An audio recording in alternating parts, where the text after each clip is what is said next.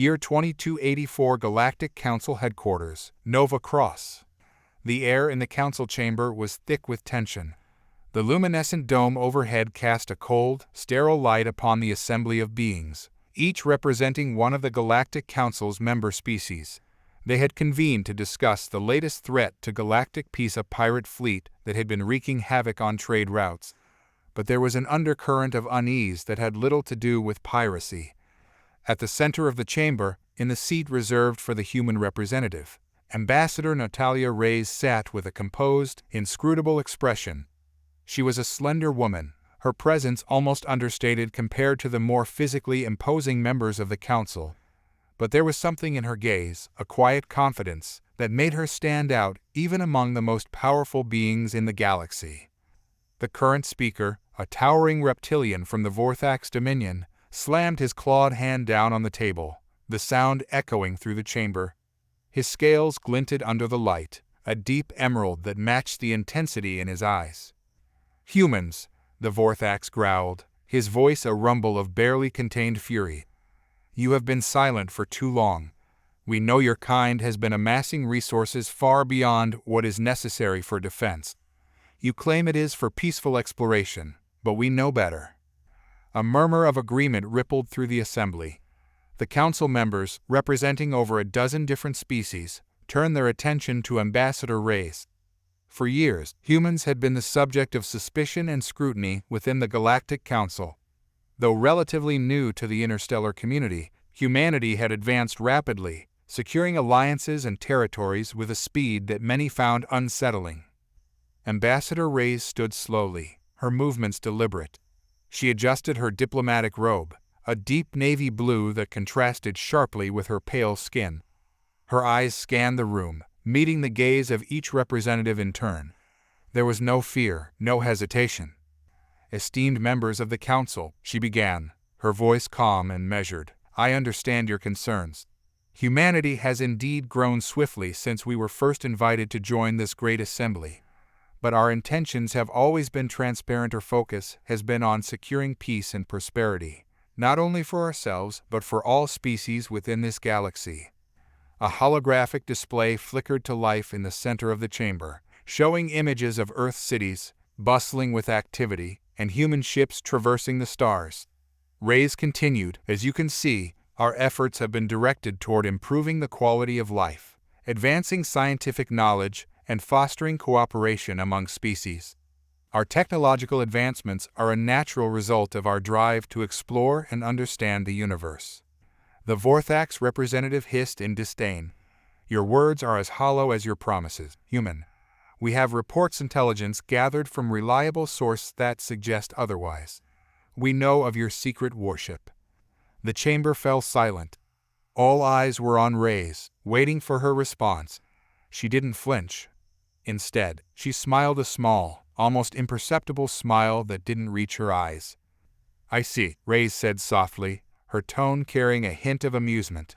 "You speak of the Helios." Gasps echoed through the chamber as the name left her lips. The Helios had been a subject of rumors and whispers for months, but no one had ever confirmed its existence until now. "The Helios is not a warship," Reyes continued, her voice steady. "It is a vessel designed for the preservation of peace, a last resort should diplomacy fail. I assure you, we have no intention of using it unless absolutely necessary." "Why was the council not informed of this project?" demanded the Alorian delegate, a being of ethereal light and shifting forms. "Such a weapon could destabilize the delicate balance we've worked so hard to maintain." Reyes met the Alorian's gaze without flinching. "Because, as history has shown us, there are times when certain truths are better revealed at the right moment. The Helios is not just a ship, it is a symbol of our commitment to safeguarding the galaxy, even if it means bearing a burden others are unwilling to carry." The chamber erupted into chaos. Representatives shouted over each other, their voices a cacophony of accusations and demands. But Reyes stood firm, her eyes scanning the room with a mixture of resolve and caution. The human ambassador raised her hand, a signal for silence. Gradually, the noise died down, though the tension remained palpable. "You misunderstand the purpose of the Helios," Reyes said, her voice clear and unwavering. "It is not a weapon to be wielded recklessly. It is a shield designed to protect all of us from the threats that lie beyond our borders, threats that some of you may not even be aware of." A holographic projection of the Helios appeared above the chamber's central podium. The ship was an imposing sight, its sleek, angular design a stark contrast to the more organic shapes of other species' vessels. It was massive, larger than any ship the Council had ever sanctioned, with an array of weaponry and defensive systems that made it clear this was no ordinary vessel. But there was something else, something that caught the eye of even the most skeptical members. The Helios was not just a warship. It was a masterpiece of human engineering, a testament to what humanity could achieve when pushed to its limits. "This is the Helios," Reyes said, her voice filled with a quiet pride. "A ship built not out of a desire for conquest, but out of necessity. We have faced threats that you cannot begin to comprehend, forces that would see all of us eradicated if left unchecked. The Helios is our answer to those threats. A deterrent, yes, but also a beacon of hope." The hologram shifted, showing the ship in action. Simulated battle scenarios played out before the Council, demonstrating the Helios' capabilities. It moved with a grace that belied its size, its weapon systems deploying with precision and efficiency. But it wasn't just the raw power that impressed it, was the way the ship integrated human ingenuity with alien technology, creating something entirely new and uniquely human. The Vorthax representative was the first to speak, his voice a low growl. "You expect us to believe this is for our protection? That you built this monstrosity with the best interests of the galaxy in mind?" Reyes nodded. "I do. And I understand your skepticism. But consider this. Humanity has always been a species that thrives under pressure, that rises to meet the challenges before us. We did not come to the stars seeking war, but we are prepared to defend what we hold dear." She paused, letting her words sink in. "The Helios is not just a ship. It is a testament to our resilience, our creativity, and our unwavering commitment to the survival of all sentient life in this galaxy." The chamber was silent. The representatives exchanged glances, the weight of Reyes' words hanging heavy in the air. The revelation of the Helios had shocked them, but there was no denying the logic in her argument. Finally, the Elorian delegate spoke, their voice a harmonious blend of tones. "If what you say is true, then the Helios may be the very thing that ensures our continued existence. But know this, Ambassador Reyes, the Council will be watching. We will hold you to your word." Reyes inclined her head in acknowledgement. "I would expect nothing less." As the meeting adjourned, the members of the Council filed out of the chamber, their minds abuzz with the implications of what they had just witnessed. Humanity had just revealed its hand, and the galaxy would never be the same. But as Reyes exited the chamber, her mind was already elsewhere. The Helios was only the beginning. The galaxy was vast, and humanity had only just begun to explore its depths. There were secrets yet to be uncovered, and threats still lurking in the shadows. And as always, humanity would be ready. For now, the Helios would serve its purpose, a reminder to the galaxy that humanity was not to be underestimated. A silent guardian, watching over the stars, prepared to defend the future that humanity had fought so hard to secure.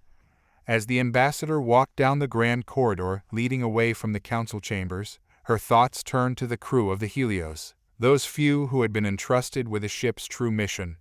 They were out there, somewhere in the cold void, carrying the hopes of humanity with them.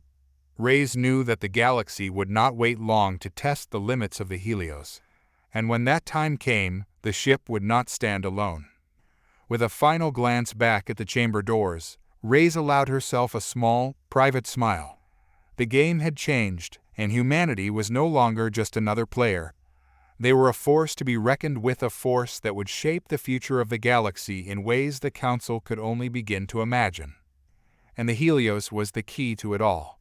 6 months later, deep space, location classified. The void stretched endlessly in every direction, a vast expanse of darkness punctuated only by the distant glimmers of starlight.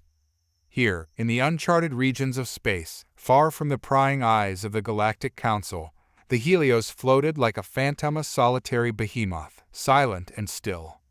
Inside the ship's command center, Captain Ethan Drake stood before a massive viewport, his hands clasped behind his back. He was a man in his early 40s, with a rugged face that bore the scars of countless battles. His eyes, a piercing blue, were fixed on the stars outside, though his mind was far from the serenity of the scene before him. The Helios had been on silent watch for months now, hidden from detection by its advanced cloaking technology. But it wasn't just the ship's cloaking that kept it safe, it was the sheer isolation. The Helios was stationed in a region of space so remote that even the most advanced sensors would struggle to locate it. Here, in the darkness, the crew waited, always ready, always vigilant. "Captain," came a voice from behind him. It was Commander Natalia Winters, his second in command. She was a tall, athletic woman with sharp features and dark hair pulled back into a tight ponytail. Her uniform, like his, was pristine, but there was a tension in her posture that mirrored the mood on the ship. Drake turned to face her, his expression unreadable. "Report." Winters handed him a data pad, her voice calm but tinged with urgency. "We've received new intel from Central Command. The pirates we've been monitoring have made a significant move. They've taken control of an outpost on the edge of the Epsilon sector. The Council's forces are stretched thin, and they won't be able to respond in time." Drake's eyes narrowed as he scanned the report. The Epsilon sector was a volatile region, home to several contested planets and a strategic choke point for interstellar trade. If the pirates established a foothold there, it could disrupt the entire sector. "Any indication of their strength?" Drake asked, his voice low. "Preliminary scans suggest a fleet of at least 20 ships, including 3 heavy cruisers," Winters replied. "But that's not all. We've detected unusual energy signatures similar to those we've seen in the past from advanced alien tech." Drake's expression hardened. The pirates were not just a band of renegades, they were armed with technology far beyond their usual capabilities. The implications were clear. Someone was backing them. Someone with resources and a vested interest in destabilizing the region. "The Council won't be able to ignore this," Drake said, more to himself than to Winters. "But by the time they respond, it might be too late." Winters nodded, her eyes reflecting the same resolve. "Should we engage, sir?" Drake considered for a moment, weighing the options. The Helios was a deterrent, a last resort, but it was also humanity's ace in the hole. If they revealed its existence now, it would change the balance of power across the galaxy. But if they didn't act, the pirates could gain control of a critical sector, and with it, the upper hand in a conflict that was growing more dangerous by the day. "Prepare the ship for combat readiness," Drake ordered, his voice steady. "But maintain cloak. We'll get as close as possible without revealing our position. I want to assess the situation firsthand." "Aye, Captain," Winters responded, immediately moving to relay the orders. Drake watched as the bridge crew sprang into action, their movements precise and efficient. They were the best of the best, handpicked for this mission, and they knew the stakes. The air on the bridge crackled with a sense of purpose, the tension of the long wait giving way to the sharp focus of imminent action. As the Helios silently powered up, its systems coming online with a barely perceptible hum, Drake returned his gaze to the stars. Somewhere out there, beyond the cold expanse, a storm was brewing, and the Helios would be the lightning that struck first. Epsilon Sector pirate-controlled outpost, codenamed Black Spire. The outpost loomed ahead, a massive structure built into the side of an asteroid. It was a fortress in space, heavily armed and bristling with defenses. Pirate ships patrolled the perimeter, their movements erratic, but purposeful, like predators circling their prey. Inside the command center of Black Spire, a figure sat in a high-backed chair, surrounded by holographic displays. This was Drake Thaler, the pirate lord who had risen to power through a combination of cunning, ruthlessness, and an uncanny knack for acquiring advanced technology. His skin was a sickly gray, marked with scars and tattoos that told the story of a life lived on the edge. Thaler's eyes, sharp and calculating, were fixed on the largest display in the room. It showed the sector in real time, with the positions of his fleet and the approaching trade convoys marked out in meticulous detail. He leaned forward, his fingers tapping a rhythm on the arm of his chair as he considered his next move. Status on the incoming convoy. Thaler barked, his voice harsh and guttural. A subordinate, a wiry alien with a nervous twitch, stepped forward. "They are on schedule, Lord Thaler. We should intercept them within the next hour." Thaler grinned, revealing a mouthful of jagged teeth. "Excellent. Once we have those supplies, we'll be able to fortify this position. The Council will be forced to negotiate." He leaned back, his grin widening. The Galactic Council was weak, complacent. They had grown too comfortable in their power, too reliant on their bureaucratic machinery. Thaler had no such weaknesses. He thrived on chaos, on the fear and uncertainty that came with it. But even as Thaler reveled in his imminent victory, something gnawed at the edge of his consciousness. A feeling of unease, a sense that something was out of place. He had learned to trust his instincts, and right now, they were screaming at him that something was wrong. "Scan the area again," Thaler ordered, his voice low and dangerous. "I want to know if there's anything out there, anything at all." The subordinate nodded frantically and began inputting commands into the console. The outpost sensors swept the surrounding space, their range extending far beyond the usual limits. But the vast emptiness of the sector remained undisturbed, no anomalies detected. "Nothing, Lord Thaler," the subordinate reported, his voice trembling slightly. "We're alone out here." Thaler scowled. He didn't like it. Everything was going according to plan, but that was precisely what bothered him. In his experience, when things seemed too perfect, it meant trouble was lurking just out of sight. "Keep the fleet on high alert," Thaler ordered, "and double the patrols. I don't want any surprises." As his subordinates scrambled to carry out his commands, Thaler returned his gaze to the holographic display. The convoy was getting closer, and with it, the promise of more power, more influence. But the feeling of unease wouldn't leave him. It clung to him like a shadow, dark and foreboding. Somewhere, deep in the void, something was watching. Aboard the Helios. The Helios drifted silently through space, its cloaking field rendering it invisible to all known forms of detection. Inside the ship, the crew worked with disciplined efficiency, their movements precise and practiced. They knew the importance of their mission, the stakes higher than any they had faced before. On the bridge, Captain Drake watched as the outpost grew larger on the main view screen. Black Spire was an imposing structure, heavily fortified and brimming with hostile ships. But it wasn't the outpost itself that concerned him, it was what lay beneath the surface. "We're in position, Captain," Commander Winters reported, her voice calm and professional. "The pirates have no idea we're here." Drake nodded, his eyes narrowing as he studied the outpost. "What's our read on the energy signatures?" Lieutenant Eiko Tanaka, the ship's chief science officer, stepped forward, her brow furrowed in concentration as she analyzed the data. "The signatures are consistent with advanced alien tech, possibly of Prothean origin. It's difficult to tell without getting closer, but it's definitely not standard pirate equipment." Drake's expression darkened. The Protheans were an ancient race, long thought extinct, but their technology was still scattered across the galaxy, often falling into the wrong hands.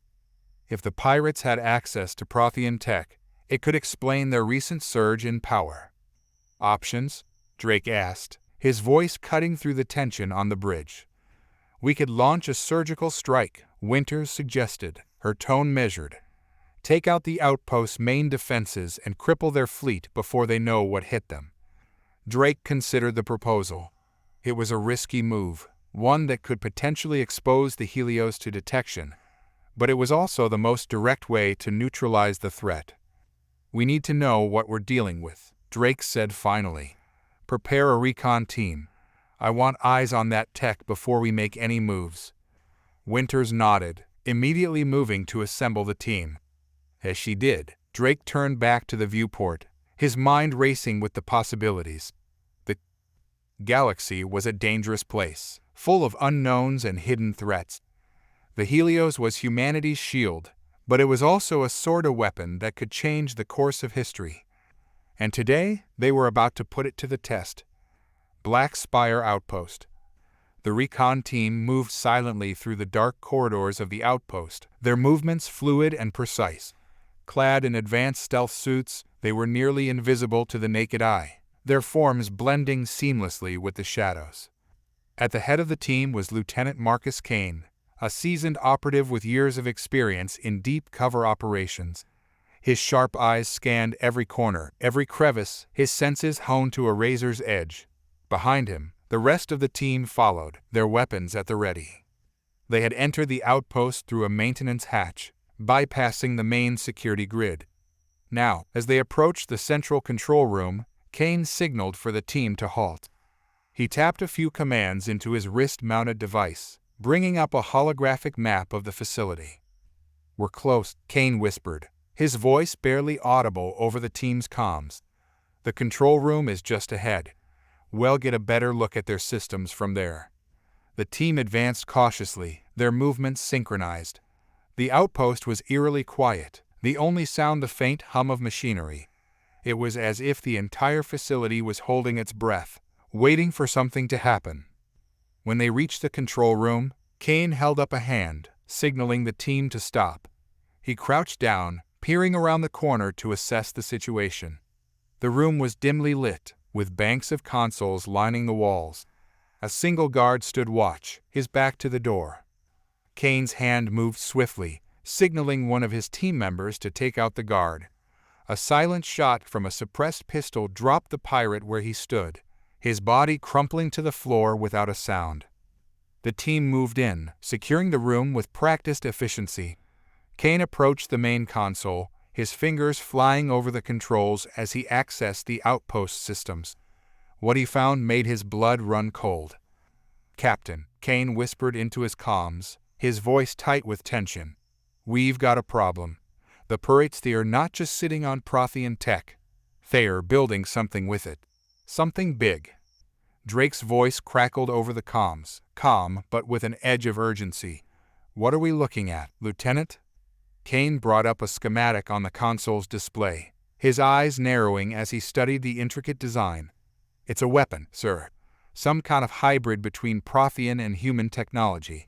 And from the looks of it, they are close to completing it." A cold silence settled over the comms. This was worse than they had anticipated. The pirates weren't just a threat to the Epsilon sector, they were a threat to the entire galaxy. "We can't let them finish it," Drake said, his voice leaving no room for doubt.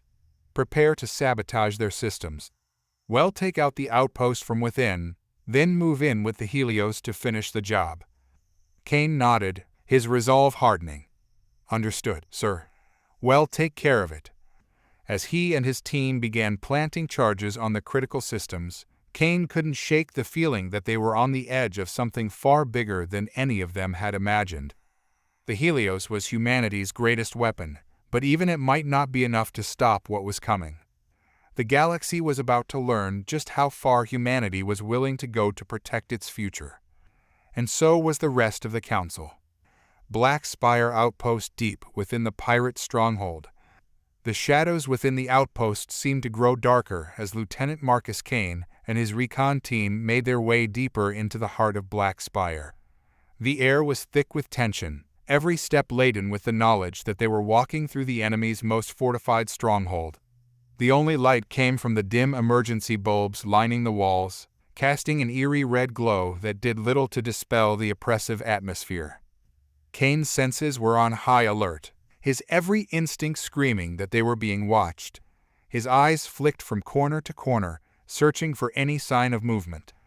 The other members of his team were just as tense, their weapons raised, fingers hovering over the triggers, ready to react to the slightest provocation. They had successfully infiltrated the outpost control room and sabotaged the key systems, but the real danger lay ahead. The weapon that the pirates were building, some unholy fusion of human and Prothean technology, was close to completion. Kane knew that if they didn't stop it, the consequences could be catastrophic. The team's progress was methodical, each movement calculated to avoid detection. They had to navigate through a labyrinth of maintenance tunnels, each one narrower and more confining than the last. The walls seemed to close in on them, and the air was heavy with the scent of oil and metal, a claustrophobic reminder of just how deep within the enemy's territory they were. The sound of clanking metal echoed down the corridor, a harsh reminder that they weren't alone. Kane motioned for the team to halt, holding up a fist as he pressed himself against the cold, unforgiving wall. The others did the same, their breathing shallow and controlled. They listened, straining to hear beyond the sound of their own heartbeats. The noise grew louder, closer. Kane's grip tightened on his weapon, every muscle in his body coiled like a spring ready to snap. The footsteps were heavy, mechanical patrol droid, no doubt, programmed to eliminate intruders with ruthless efficiency. Kane counted the seconds, his eyes locked on the bend in the tunnel ahead. The droid's silhouette appeared, its metallic frame glinting in the dim light. It was a hulking machine, humanoid in shape, but with a bulk that spoke of inhuman strength. Its head swiveled from side to side, scanning for threats.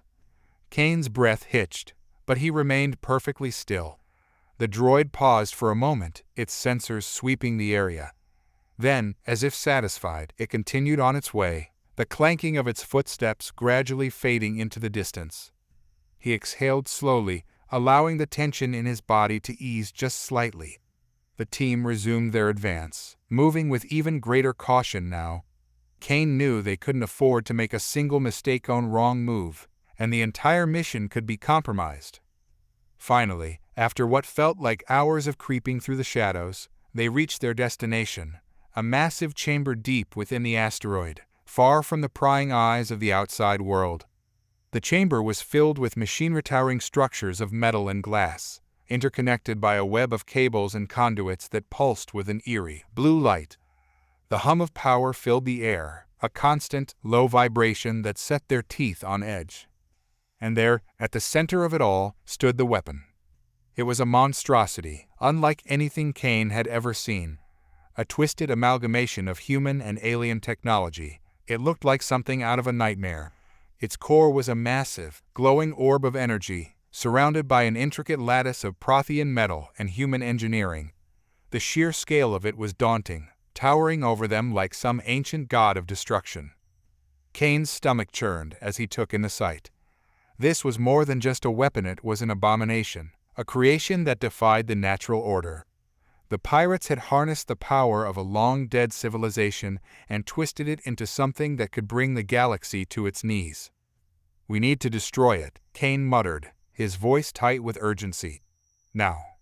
The team moved into action, placing charges at critical points along the weapon's structure. Each explosive was carefully positioned, set to bring the entire chamber down in a controlled implosion. It was a delicate operation, one that required precision and nerves of steel. There was no margin for error. But as they worked, Kane couldn't shake the feeling that something was wrong. The chamber was too quiet, too empty. Where were the guards? Where were the engineers who had built this monstrosity? It didn't make sense. The realization hit him like a cold wave of dread. This was a trap. "Fall back," Kane hissed, his voice barely above a whisper. "It's a..." Before he could finish the sentence, the chamber was flooded with blinding light. The hum of the machinery grew louder, almost deafening, as the weapon roared to life. The air crackled with energy, and the ground beneath their feet began to tremble.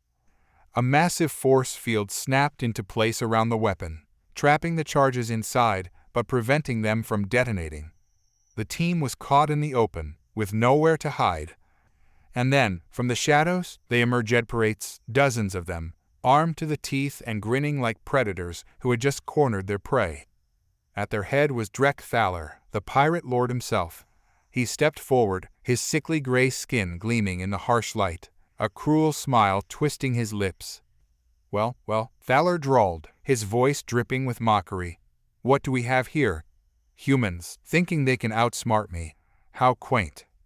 Kane's mind raced as he assessed the situation. They were outnumbered, outgunned, and surrounded. The weapon was active, and their charges were useless. There was no way out. But he wasn't about to give up. Not now, not when the stakes were this high. "We need to move, now," Kane barked, rallying his team. They sprang into action, weapons raised, as they prepared to fight their way out. The pirates opened fire, and the chamber erupted into chaos. Bolts of plasma seared through the air, impacting the walls and machinery with explosive force.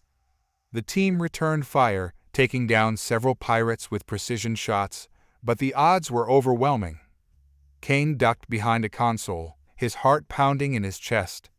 His mind was a whirlwind of thoughts, trying to find a way out, a way to turn the situation to their advantage. But the weapon's power was growing, the energy in the core intensifying with each passing second. If they didn't stop it soon, the entire sector could be wiped out. And then, out of the corner of his eye, he saw a small maintenance hatch, partially hidden behind a tangle of cables. It was a slim chance, but it was all they had.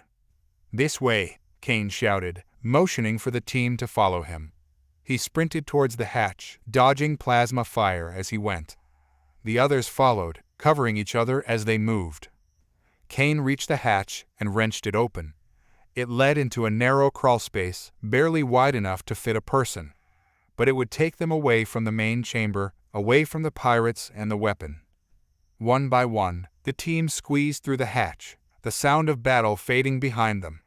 Kane was the last to go, pausing only to toss a smoke grenade into the chamber, buying them a few precious seconds of cover. The crawlspace was cramped and claustrophobic, the walls pressing in on them from all sides.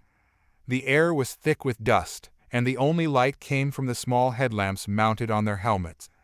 But they kept moving, inching their way forward, driven by the knowledge that they had to survive, that they had to get out and warn the others. Finally, after what felt like an eternity, they reached the end of the crawlspace. It opened into a storage bay, filled with crates and equipment. It was quiet, too quiet, but there was no sign of pursuit. For now, at least, they were safe. Kane pulled himself out of the crawlspace, his muscles aching from the effort. He took a moment to catch his breath, wiping the sweat from his brow. The others did the same, their faces grim but determined. "That was close," one of the team members muttered, his voice laced with exhaustion. "Too close," Kane replied, his voice hard. "But we're not out of the woods yet. We need to find a way off this rock and get back to the Helios." As they moved to secure the storage bay, Kane's mind was already racing ahead. The weapon was still active, still a threat. They had to warn Captain Drake, had to bring the full might of the Helios down on this place before it was too late. But as he scanned the room, his eyes fell on something that made his blood run cold. In the center of the bay, partially obscured by a stack of crates, was a console, and on that console, flashing in bright red letters, was a single word: activation. Kane's heart skipped a beat. The weapon, it wasn't just powering up, it was about to be unleashed. He didn't hesitate. Sprinting to the console, he frantically typed commands into the interface, trying to override the system, to stop the countdown. But it was no use. The pirates had locked it down, and the activation sequence was already in motion. The team gathered around him, their faces pale as they realized what was happening. "We need to get out of here," Kane said, his voice tight with urgency. "Now." But before they could move, the floor beneath them began to shake. The walls trembled, and the air was filled with a deep, resonant hum that grew louder by the second. The weapon was about to fire, and they were right in the blast zone. Black Spire Outpost Storage Bay. Panic was a luxury Lieutenant Marcus Kane couldn't afford. The room seemed to close in around him, the flashing red letters on the console a grim reminder that time was slipping through their fingers like sand in an hourglass. His fingers danced over the keys, desperately attempting to bypass the lockdown, but the system resisted every attempt with cold, unyielding efficiency. "We need a miracle," Kane muttered under his breath, the words bitter on his tongue. The rest of the team was on high alert, their eyes darting between Kane and the trembling walls. The hum had intensified, a low, ominous sound that seemed to reverberate through their bones. It was the heartbeat of the weapon, growing stronger, more insistent. Kane knew they had seconds, not minutes. His mind raced, calculating their dwindling options. The weapon wasn't just a threat, it was an extinction-level event waiting to happen. The pirates hadn't just built a gun. They had constructed a doomsday device, a monstrosity designed to annihilate anything in its path. And it was about to fire. "Lieutenant," one of the team members called out, her voice tinged with desperation. "We need to move." Kane slammed his fist against the console in frustration. Damn it! The system was locked down tighter than a fortress. Whoever had designed this had done so with ruthless efficiency, leaving no room for error, no chance for a quick fix. But there was one last option, a dead man's switch hidden deep within the system's code, a final failsafe that could trigger a complete shutdown. It was a suicide switch, one that would take the entire facility down with it. But it was their only chance. Kane hesitated for only a fraction of a second. He knew the risks, knew what it would mean if they failed to get out in time. But he also knew that they had no other choice. "Get to the evac point," Kane ordered, his voice steely with resolve. "I'm staying to initiate the shutdown." The team exchanged a quick, tense glance. "We're not leaving you behind," one of them said, his voice firm. "There's no time to argue," Kane snapped. "You need to get out of here and warn Captain Drake. That's an order." Reluctantly, the team members nodded, their faces set with grim determination. They knew better than to argue with Kane when he was in this mood. They turned and bolted for the exit, their footsteps echoing in the still air. Kane turned back to the console, his fingers flying over the keys. He dug deeper into the system, bypassing security protocols, hacking through layers of encryption. Sweat dripped down his brow as the countdown ticked away, each second a knife in his gut. The failsafe was buried deep, hidden beneath a labyrinth of firewalls and traps. Kane's breath came in ragged gasps as he fought against the clock, his eyes locked on the screen. The console beeped angrily at him, resisting his every attempt to break through. The hum in the air grew louder, almost deafening now. The walls shuddered, and the floor beneath him began to vibrate violently. The weapon was close to firing, the energy within it reaching critical levels. Kane's hands shook as he continued to type, his vision blurring from the strain. Just when it seemed like all hope was lost, he found it a single line of code buried deep within the system. The failsafe. His heart leaped as he initiated the shutdown sequence, his fingers trembling with relief. But as soon as he activated it, the system retaliated. Alarms blared, and the console flashed with a warning, "Override attempt detected. Security protocol engaged." Kane cursed under his breath. The pirates had anticipated this, had built in a countermeasure to stop anyone from triggering the failsafe. The system began to lock him out, closing off access to the shutdown sequence. He didn't have much time left. Kane knew he had only one shot at this. He took a deep breath, clearing his mind, focusing all his energy on the task at hand. He had to beat the system, had to outthink the engineers who had built it. His fingers moved with lightning speed, entering commands faster than the system could react. He bypassed firewalls, rerouted power from non-essential systems, forced the console to reboot multiple times, anything to keep the shutdown sequence alive. The room shook violently, and a deafening roar filled the air. The weapon was reaching critical mass, the energy within it becoming unstable. The entire facility was on the verge of tearing itself apart. But Kane didn't stop. He pushed harder, faster, his fingers a blur over the keys. The console beeped in protest, the screen flashing with errors and warnings. But Kane ignored them, his focus unyielding. Finally, after what felt like an eternity, the shutdown sequence activated. The console flashed one last time, then went dark. The hum in the air faded, the vibrations in the floor ceased. The weapon was silent. Kane let out a breath he hadn't realized had been holding. It was over. He had done it. The weapon was offline, the facility safe at least for now. But his relief was short-lived. As he turned to leave, the floor beneath him gave way with a sickening lurch. The shutdown sequence had destabilized the entire facility, and now it was collapsing in on itself. Kane stumbled, his arms flailing as he tried to keep his balance. The floor buckled, the walls cracked, and the ceiling began to cave in. He was trapped, with no way out. He barely had time to react before the ground gave way completely, sending him tumbling into the darkness below. Black Spire Outpost, the depths. Kane's world became a chaotic blur of motion and sound. He hit the ground hard, the impact jarring his bones and driving the air from his lungs.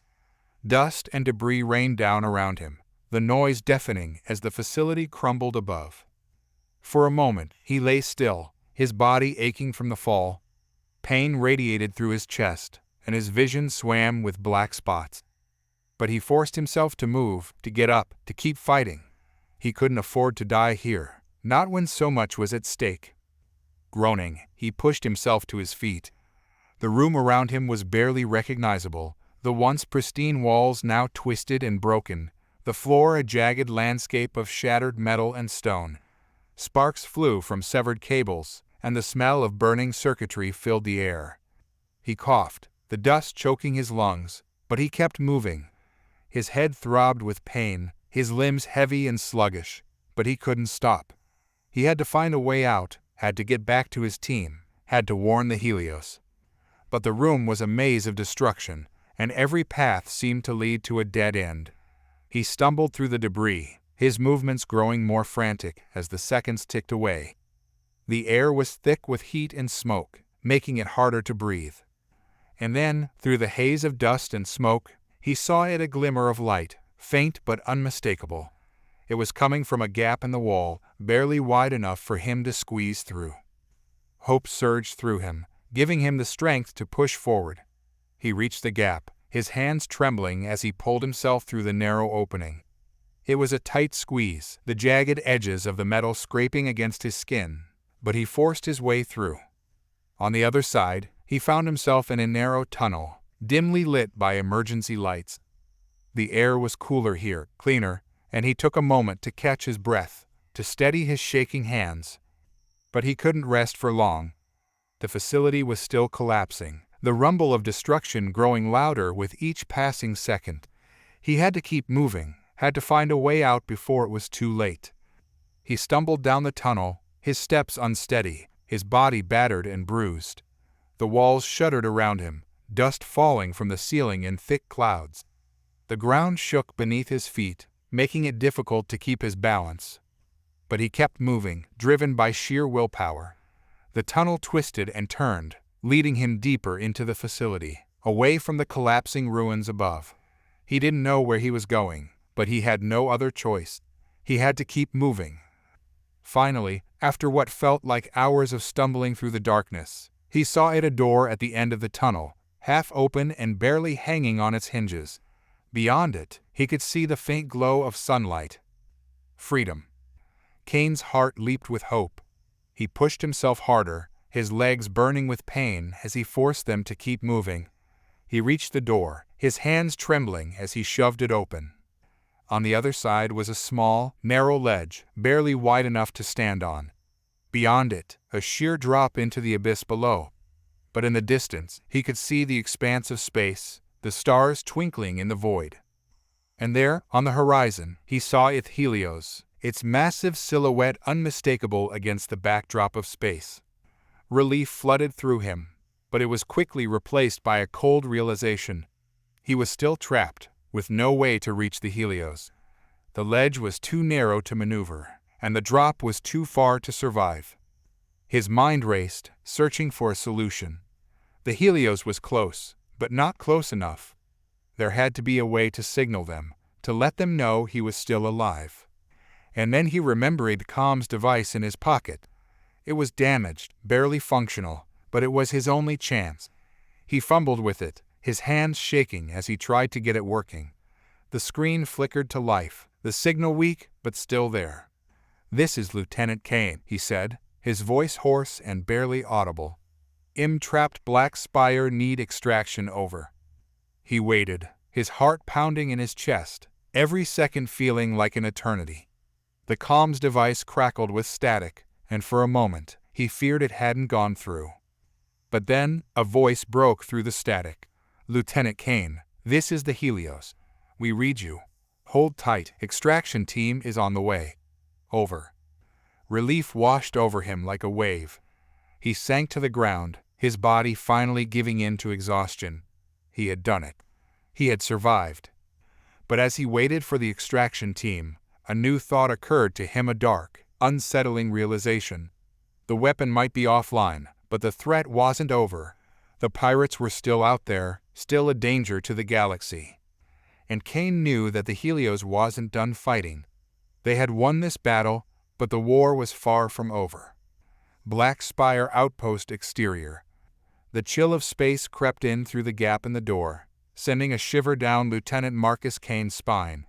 He sat on the narrow ledge, the vast emptiness of the void just a few feet away. Every breath he took was measured, each one reminding him of the fragility of his situation. He was alive, but only just. The once dominant hum of the weapon had died, replaced by the eerie silence that enveloped the outpost. It was the quiet that followed catastrophe, the stillness of a graveyard. The structure around him continued its slow, agonizing collapse, groaning as steel beams bent and concrete crumbled under its own weight. Yet, the danger wasn't just within the walls that encased him. It was out there, in the void, where shadows lingered unseen. Kane squinted into the darkness, his eyes scanning the stars. The Helios was out there, a beacon of hope on the horizon, but he couldn't shake the feeling that something else lurked in the void, something that didn't belong. His hand clenched around the comms device, still warm from the desperate transmission Head sent out. The words from the Helios replayed in his mind. Hold tight, extraction team is on the way. But as much as those words offered a lifeline, they also rang hollow. They didn't know what was coming. Come on, Kane whispered to himself, his voice barely more than a breath in the freezing air. Get it together. He forced his thoughts back to the mission, back to the task at hand. The weapon was disabled, the outpost on the brink of destruction, but it wasn't enough. The Helios wasn't safe, not yet. The pirates had shown their hand, revealed the lengths they were willing to go, and Kane knew that this was only the beginning. The facility beneath him shuddered, a deep groan that echoed through the structure like the death throes of a dying beast. The ledge he sat on trembled, sending tiny pebbles tumbling into the abyss below. Kane tightened his grip on the edge, his knuckles white as he fought to keep his balance. The stars overhead flickered, their light dimming for a fraction of a second. It was barely noticeable, but Kane caught it. His heart skipped a beat. Something was out there, blocking the light. He craned his neck, peering into the darkness, searching for any sign of movement. The vast emptiness of space offered little comfort, its black depths impenetrable. But Kane's instincts were honed by years of combat, by countless battles fought in the far reaches of the galaxy. He knew when he was being hunted. Then he saw it, a shadow, darker than the void itself, moving with predatory grace. It was subtle, almost imperceptible, but it was there, slipping through the darkness like a phantom. Kane's blood ran cold. The pirates hadn't just built a weapon. They had a fleet, cloaked and waiting, circling like vultures. His mind raced, calculating the odds, the possibilities. The extraction team would be walking into a trap, and the Helios wouldn't even see it coming. He had to warn them, had to get the message through before it was too late. Kane fumbled with a comms device, his hands shaking with adrenaline. He keyed in the emergency frequency, the one reserved for situations exactly like this. His voice was steady as he spoke, but there was an edge to it, a sharpness born of desperation. "This is Lieutenant Kane," he said, his voice low but firm. "Be advised, enemy presence detected. Cloaked ships in the vicinity. Do not engage until further notice. Over." The comms crackled with static, and for a moment, Kane feared the message hadn't gone through. But then, the familiar voice of Captain Drake came through, strong and authoritative. "Kane, this is Helios. Acknowledged. We're holding position. Stay put, we're sending the team. Over." Kane exhaled, tension easing from his chest. But it wasn't over yet. The extraction team would be coming in blind, unaware of the danger lurking in the shadows, and Kane was stuck here, on the edge of oblivion, powerless to do anything about it. He needed a plan, a way to level the playing field. The weapon may have been offline, but there had to be something else in the outpost, something they could use. His mind churned, sifting through possibilities, piecing together fragments of knowledge gleaned from his time in the facility. There was one thing he remembered, something mentioned in passing during their initial scans of the outpost: a secondary generator, hidden deep within the structure. It was meant to be a backup power source, capable of sustaining the facility, even if the main reactor was compromised. If he could reach it, if he could reactivate it, he might be able to create enough of a distraction to give the extraction team a fighting chance. But the path to the generator would be treacherous, through the collapsing innards of the facility, where every step could be his last. And even if he made it, there was no guarantee that the generator would still be operational. But it was a chance, the only one he had. Kane looked back at the gap he had crawled through, the narrow tunnel that had brought him to the ledge. It was a one-way trip once he was in. There would be no turning back. But he had made his choice the moment he had stepped onto the Helios, the moment he had committed himself to this mission. He took one last look at the stars, at the distant silhouette of the Helios, then steeled himself for what lay ahead. He climbed back through the gap, squeezing through the narrow opening, the jagged metal tearing at his uniform. The tunnel was darker than before, the emergency lights flickering as the facility continued its slow descent into ruin. Kane moved quickly, his mind focused on the goal ahead. The walls seemed to close in around him, the air thick with dust and the smell of burnt electronics. Every sound was amplified, every creak and groan a reminder that the facility could collapse at any moment. The path twisted and turned, leading him deeper into the belly of the beast. The temperature dropped as he descended, the air growing colder, more oppressive. But Kane pressed on, driven by the knowledge that lives depended on him, that he was their only hope. Finally, he reached a heavy, reinforced door, the word secondary generator stenciled in faded letters above it. The door was half open, the metal warped and bent from the structural damage, but Kane could still see the faint glow of lights from within. He forced the door open, the metal grinding against the floor as he pushed his way through. Inside, the generator room was a mess of tangled wires and broken machinery. The generator itself was a massive, hulking machine, its surface pitted and scarred from years of neglect. But it was still intact, still operational. Kane approached the control panel, his eyes scanning the readouts. The generator was offline, its power reserves drained, but there was enough left to get it running again. He worked quickly, his hands flying over the controls, bypassing safety protocols and rerouting power from non-essential systems. The generator rumbled to life, its internal systems whirring and clanking as they came online. Kane watched as the power levels slowly climbed, the lights in the room growing brighter. But then, just as the generator was about to reach full capacity, the room shuddered violently. Kane's heart skipped a beat as he realized what was happening. The facility was collapsing faster than he had anticipated. The walls buckled, the ceiling cracking as debris rained down around him. He had seconds, maybe less, before the entire room caved in. He couldn't stay here, couldn't afford to get trapped. But he also couldn't leave without activating the generator, without giving the extraction team the distraction they needed. Kane made his decision in an instant. He slammed his hand down on the control panel, initiating the power transfer, then turned and bolted for the exit. The room shook violently, the generator roaring to life as it siphoned power from the dying facility. The walls groaned, the ceiling buckling as the strain became too much to bear. Kane sprinted down the tunnel, his lungs burning, his heart pounding in his chest. Behind him, the generator room collapsed in a deafening roar, the sound echoing through the facility like a final, dying scream. He didn't stop, didn't look back. He could feel the ground trembling beneath his feet, the walls shaking as the facility continued its descent into ruin. But he kept moving, driven by the knowledge that he had done everything he could. Finally, he reached the end of the tunnel, the door to the outside still hanging open.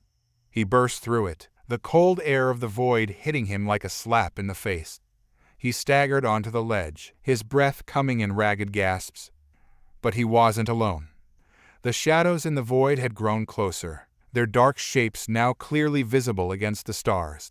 The cloaked ships had moved in, their predatory eyes locked on the Helios. They were massive, sleek, their hulls bristling with weapons, their engines humming with lethal intent.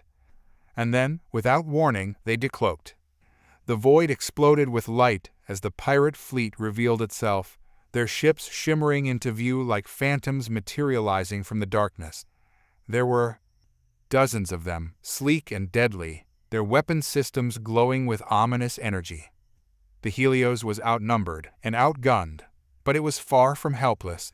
Even as the pirates opened fire, the Helios responded with deadly precision, its turrets blazing as it unleashed a barrage of firepower. The battle that ensued was chaotic, a storm of energy blasts and explosions that lit up the void like a supernova. But Kane didn't have time to watch. The ledge he was on was crumbling, the ground beneath him giving way. He had to move, had to find cover before he was swallowed by the abyss. He scrambled to his feet, his eyes scanning the outpost for any sign of the extraction team. The facility was a wreck, but there were still ships docked at the landing platforms, still a chance to escape. But then he saw them figures moving through the rubble, making their way toward him. They were clad in the familiar armor of the Helios security forces, their helmets reflecting the glow of the battle above. "Lieutenant Kane," one of them called out, his voice amplified by the helmet's comm system. "We're here to get you out." Kane's heart soared with relief, but it was short-lived. The ground beneath him gave way, the ledge crumbling into the void. He fell, his hands grasping for anything to hold on to, but there was nothing but the cold embrace of the abyss. But then, just as he thought he was lost, a hand grabbed his arm, pulling him back from the edge. He looked up to see one of the security officers, his face obscured by the helmet's visor, but the grip on Kane's arm was firm, unyielding. "We've got you, sir," the officer said, his voice steady. "You're not going anywhere." Kane allowed himself to be pulled up, his legs trembling as he stood on solid ground once more. The security team formed a protective circle around him, their weapons trained on the shadows that still lurked in the void. "Let's get out of here," Kane said, his voice hoarse. "This place is falling apart." The team moved quickly, leading Kane toward one of the remaining ships. The battle above raged on, the Helios fighting valiantly against the pirate fleet, but Kane knew that they were on borrowed time. The facility was collapsing, and soon there would be nothing left but debris. As they reached the ship, Kane took one last look at the outpost, at the crumbling structure that had been the site of so much destruction. It was a graveyard now, a monument to the horrors that had been unleashed there. But it was also a victory. They had disabled the weapon, had exposed the pirates for what they were, and while the battle was far from over, Kane knew that they had won this round. The extraction team ushered him onto the ship, the engines roaring to life as they prepared for takeoff. Kane strapped himself in, his heart still pounding in his chest, but there was a sense of calm now, a sense of resolve. They had faced the darkness and emerged victorious. But as the ship lifted off, as they left the ruins of the outpost behind, Kane couldn't shake the feeling that the real battle was only just beginning. Aboard the extraction ship, high orbit above Black Spire. As the extraction ship ascended, the devastation of Black Spire fell away beneath them, swallowed by the void. Lieutenant Marcus Kane sat in the cramped, dimly lit interior, his body strapped into a harness that did little to ease the tension coiled in his muscles. The low hum of the ship's engines vibrated through the metal floor, a steady reminder of the precarious balance they maintained between life and death. The extraction team moved with practiced precision, their every motion calculated and efficient. They were professionals, soldiers who had seen the worst the galaxy had to offer. Yet there was an underlying current of urgency in their actions. They knew, as Kane did, that the battle outside was far from over. Kane's gaze was drawn to the viewport, where the Helios continued its desperate struggle against the pirate fleet. The flagship's sleek, dark form cut through the void, its turrets firing in rapid succession as it maneuvered with deadly grace. Energy beams lanced across the blackness, lighting up the starless expanse with bursts of blue and green. but it was the sheer number of enemy ships that made Kane's stomach churn. The pirates had come prepared, their fleet an intimidating array of warships, frigates, and fighters, each one bristling with weapons. The Helios was a formidable warship, but it was outnumbered, and every second that passed chipped away at its defenses. "Status report," Kane barked, forcing his voice into a steady, commanding tone despite the fear gnawing at his insides. One of the security officers, a grizzled veteran with a scar running down his cheek, turned to him. "We're holding, sir, but it's not looking good. The Helios is taking heavy fire, and we're low on reinforcements. Extraction Team Delta is en route, but they're still 15 minutes out." Kane's mind raced. 15 minutes was an eternity in a battle like this. He leaned forward, his hand gripping the edge of his seat. "What about the secondary objective? Did the generator activate?" The officer nodded, though his expression remained grim. "Yes, sir. The generator came online just before we extracted you. It's causing massive disruptions to the pirate fleet's targeting systems, but it's only a matter of time before they adapt." Kane cursed under his breath. The generator had bought them some time, but it wasn't enough. The pirates were seasoned combatants, and they would soon find a way to compensate. He needed a new plan, something that would turn the tide in their favor. His thoughts turned back to the Helios, to Captain Drake, a man known for his calm under pressure, his ability to see solutions where others saw only problems. If anyone could find a way to survive this onslaught, it was him. But Kane couldn't just rely on the captain. He had to contribute, had to find a way to tip the scales. Then it hit him, a memory from the mission briefing, a mention of a prototype weapon aboard the Helios, one that had never been fully tested in combat. It was a risky play, a last resort measure that could either save them all or doom them. But in this moment of desperation, it was a risk worth taking. He unstrapped himself from the harness, ignoring the curious glances from the extraction team. "Patch me through to Captain Drake. Priority 1. The officer hesitated for a fraction of a second, then nodded and activated the comms unit. Kane waited, the tension in the cabin thick enough to cut with a knife. The seconds dragged on, each one an eternity, until finally the captain's voice crackled through the comms. "Kane, what's your status?" Captain Drake's voice was steady, but Kane could hear the underlying strain, the weight of command in the midst of battle. "We're clear of the outpost, but the situation isn't improving," Kane replied, his tone urgent. "Captain, I've got an idea, but it's a long shot. What's the status of the prototype?" There was a pause on the other end, and for a moment, Kane feared the captain would shut him down. But then, Drake spoke, his voice quieter, more measured. "The Helios is taking heavy damage. We've already lost 2 main batteries, and our shields are failing. The prototype is operational, but I don't know if we can deploy it in time. What's your plan?" Kane's mind raced, piecing together the fragments of information he had. "We need to lure the pirate fleet into a concentrated formation. If we can bait them into thinking we're retreating, they'll converge for the kill. That's when we hit them with the prototype. It's our best chance to take out the majority of their fleet in one strike." Drake was silent, weighing the options. The sounds of battle filtered through the comms explosions, the crackle of energy beams, the distant shouts of orders being barked across the bridge. Finally, he spoke. "You're asking for a miracle, Kane. If this fails—" "I know, Captain," Kane cut in, his voice firm. "But it's the only shot we've got. If we don't take the chance, we're done for." Another pause, then a sigh from the captain.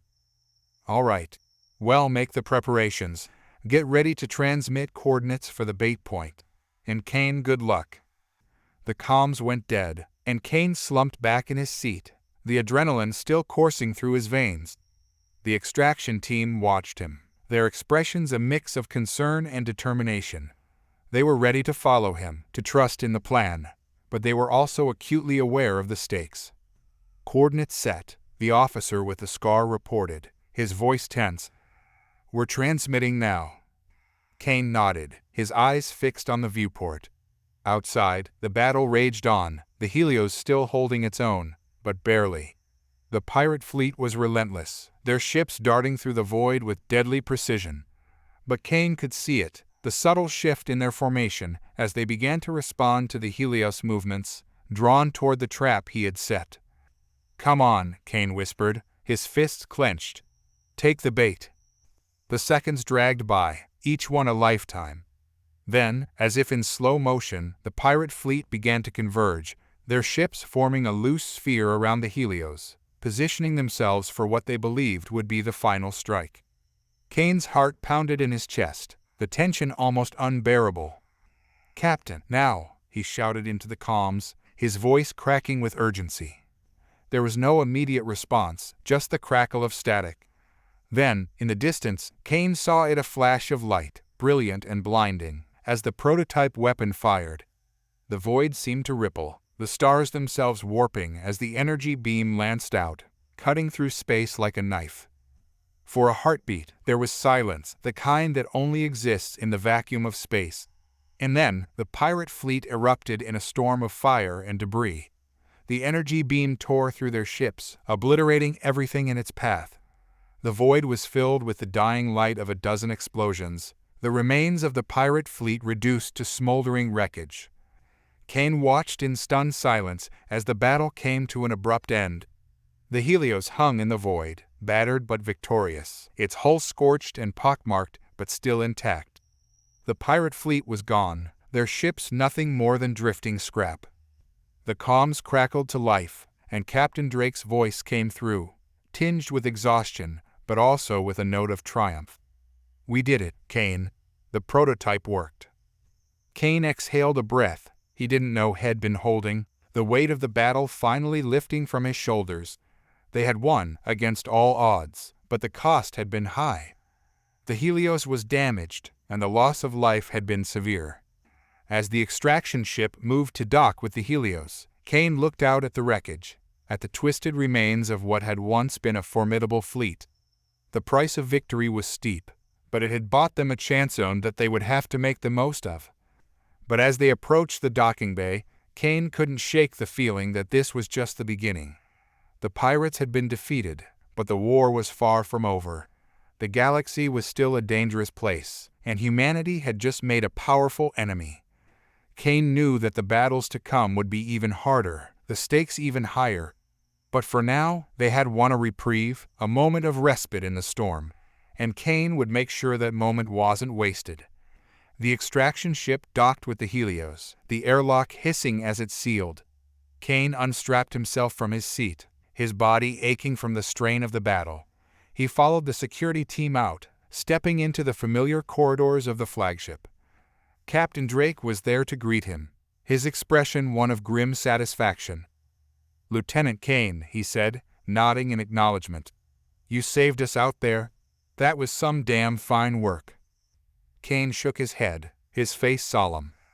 "It was a team effort, Captain. We all did our part. But this isn't over, is it?" Drake's eyes darkened, and he sighed, the weight of command settling heavily on his shoulders. "No, it's not. We've won this battle, but the war is just beginning. The Galactic Council is going to want answers, and the pirates they won't take this defeat lying down." Kane nodded, his resolve hardening. "Then we'll be ready for them, whatever it takes." Drake met his gaze, and for a moment, there was a shared understanding between them, recognition of the challenges ahead, but also of the strength they would need to face them. They had survived this battle, but there would be more to come. And when they did, humanity would be ready. Aboard the Helios, command deck. The Helios drifted through the debris field, a silent sentinel in the aftermath of the battle. The air aboard the ship was thick with a scent of burnt metal and scorched circuitry, the remnants of the intense firefight that had pushed the crew to their limits. As Lieutenant Marcus Kane and Captain Drake walked side by side through the war-torn corridors, the echoes of distant alarms and the steady thrum of the ship's engines filled the oppressive silence. Drake's voice was low, a gravelly whisper as he spoke. "We've sent out distress signals to nearby systems. Reinforcements should be arriving within the next few hours, but we're not out of the woods yet." Kane nodded, his mind still racing with the events of the past hour. The victory against the pirate fleet felt hollow now, the destruction that surrounded them a stark reminder of how close they had come to annihilation. Every step through the Helios brought them closer to the bridge, where the weight of the battle's toll would be laid bare. As they entered the command deck, the sight that greeted them was one of organized chaos. Officers and technicians worked feverishly at their stations, coordinating repairs and communications, their faces drawn with exhaustion. The main view screen displayed a rotating view of the debris field, the twisted remains of pirate ships mingling with the wreckage of the outpost. "Damage report," Drake ordered as they approached the Central Command Console. Lieutenant Commander Asher, the ship's executive officer, looked up from his station, his expression grim. "We've sustained heavy damage to the starboard side. Shields are at 20%, and we've lost 2 primary weapons batteries. Life support is stable, but we're running on backup power in several sectors. Casualties are still being tallied, but preliminary reports suggest at least 70 dead and over 100 wounded." The numbers hit Kane like a physical blow. 70 lives, gone in the blink of an eye. Faces he knew, voices had heard, now silenced forever. He felt a wave of guilt wash over him, mingling with the exhaustion that weighed on his shoulders. He had made the call, had pushed for the use of the prototype weapon, and while it had saved them, it had come at a steep price. Drake's face was a mask of stoic resolve, but Kane could see the pain in his eyes, the burden of command weighing heavily on him. "Ensure the wounded are prioritized for treatment," Drake said, his voice firm, "and get the repair crews on the damaged sectors immediately. We need to be ready for anything." Asher nodded and relayed the orders, his fingers flying over the console. The crew moved with renewed purpose, their determination a fragile shield against the despair that threatened to engulf them. Kane stepped forward, his gaze fixed on the viewscreen. "Captain, what's our status with the Galactic Council?" Drake exhaled slowly, his expression darkening. "I've sent an encrypted report to the Council, detailing the events at Black Spire and the battle with the pirates. They are not going to be happy, Kane. The prototype weapon was classified, and its deployment without explicit authorization is going to raise some serious questions." Kane's jaw tightened. He knew the risks, knew that the Council would be scrutinizing every decision they had made. But in the heat of battle, there had been no time for second-guessing, no room for hesitation. They had done what they had to do to survive. "The Council needs to understand that we were left with no choice," Kane said, his voice firm. "The pirates were ready to wipe us out, and without the prototype, the Helios would be nothing but a memory right now." Drake nodded slowly, but his eyes were distant, his thoughts already turning to the political storm that was brewing. "You're right, but it's not going to be that simple. The Council has always been cautious, reluctant to show our hand, especially when it comes to advanced weaponry. They'll see this as an escalation, and the repercussions could be severe." Kane felt a surge of frustration. The Council's caution was understandable, but it was also a hindrance in a galaxy that was growing increasingly dangerous. The pirates were just one threat among many, and humanity needed to be prepared for whatever came next. "What about the pirates?" Kane asked, trying to shift the focus. "Do we have any intel on their leadership? Any indication of who's backing them?" Asher spoke up, his voice laced with concern. "We've intercepted some communications, but nothing concrete. The pirates were well organized, more so than we've seen before. It's possible they've received support from an unknown faction, but we don't have enough data to confirm anything yet." Drake's brow furrowed, his mind clearly working through the implications. "Keep digging. We need to know who's behind this and what their endgame is. If they are willing to field a fleet this size, they are not just after quick profit, they're playing a larger game." Kane nodded in agreement. The thought of a powerful entity backing the pirates sent a chill down his spine. It was a puzzle that needed solving, and fast. The galaxy was a vast and treacherous place, and humanity was far from the only player on the board. As they continued to discuss their next moves, a soft chime sounded from the comms console, drawing their attention. The technician manning the station looked up, her eyes widening, Captain, we're receiving a transmission Priority 1 from the Galactic Council. Drake's expression hardened, and he exchanged a quick glance with Kane. Put it through. The main view screen flickered, the image of the debris field replaced by the stern, imposing face of Counselor Adrian Velasquez, one of the most powerful members of the Galactic Council. His sharp features and cold blue eyes radiated authority, and his voice was as precise as a scalpel as he addressed them. Captain Drake, Lieutenant Kane, Velasquez began, his tone leaving no room for pleasantries. The Council has received your report and the subsequent data from the battle at Black Spire. While we commend your efforts in neutralizing the pirate threat, there are significant concerns regarding your actions, most notably the unauthorized deployment of the prototype weapon. Kane felt a flash of anger, but he forced himself to stay calm. This was the part of the job he despised: politics, the constant second-guessing by those who had never been on the front lines. Counselor Velasquez, Drake responded, his voice steady. The situation was dire. We were outnumbered and outgunned. The use of the prototype was the only viable option to ensure the survival of the Helios and her crew. Velasquez's expression remained impassive. That may be so, but the Council cannot overlook the breach in protocol. The prototype weapon is a highly classified asset, one that the Council has not yet sanctioned for full deployment. Your actions, while understandable, have exposed its existence to the galaxy at large. This could have far-reaching consequences. Kane clenched his fists, his frustration threatening to boil over. With all due respect, Counselor, the galaxy is already aware of the dangers we face. The pirates were ready to tear us apart. Would you rather we had been destroyed and taken the prototype to our graves? Velasquez's gaze sharpened, his eyes narrowing. Watch your tone, Lieutenant. The Council is not blind to the threats we face, but we must be strategic in how we address them. The deployment of such a weapon could trigger a response from other factions, potentially leading to an arms race that we are not prepared to win. Kane bit back a retort, knowing that pushing further would only make things worse. Velasquez was right. In a way, the galaxy was a tinderbox, and one wrong move could ignite a war that humanity might not survive. But it didn't make the situation any easier to swallow. Drake stepped in, his voice calm but firm. Counselor, we understand the gravity of the situation, and we are prepared to face the consequences. But I urge the Council to consider the broader implications. The pirates were not acting alone. There's a larger force at play here, and we need to be prepared for whatever comes next. Velasquez was silent for a moment, his expression unreadable. Finally, he spoke, his tone measured. Your concerns are noted, Captain. The Council will deliberate on this matter and issue its decision shortly.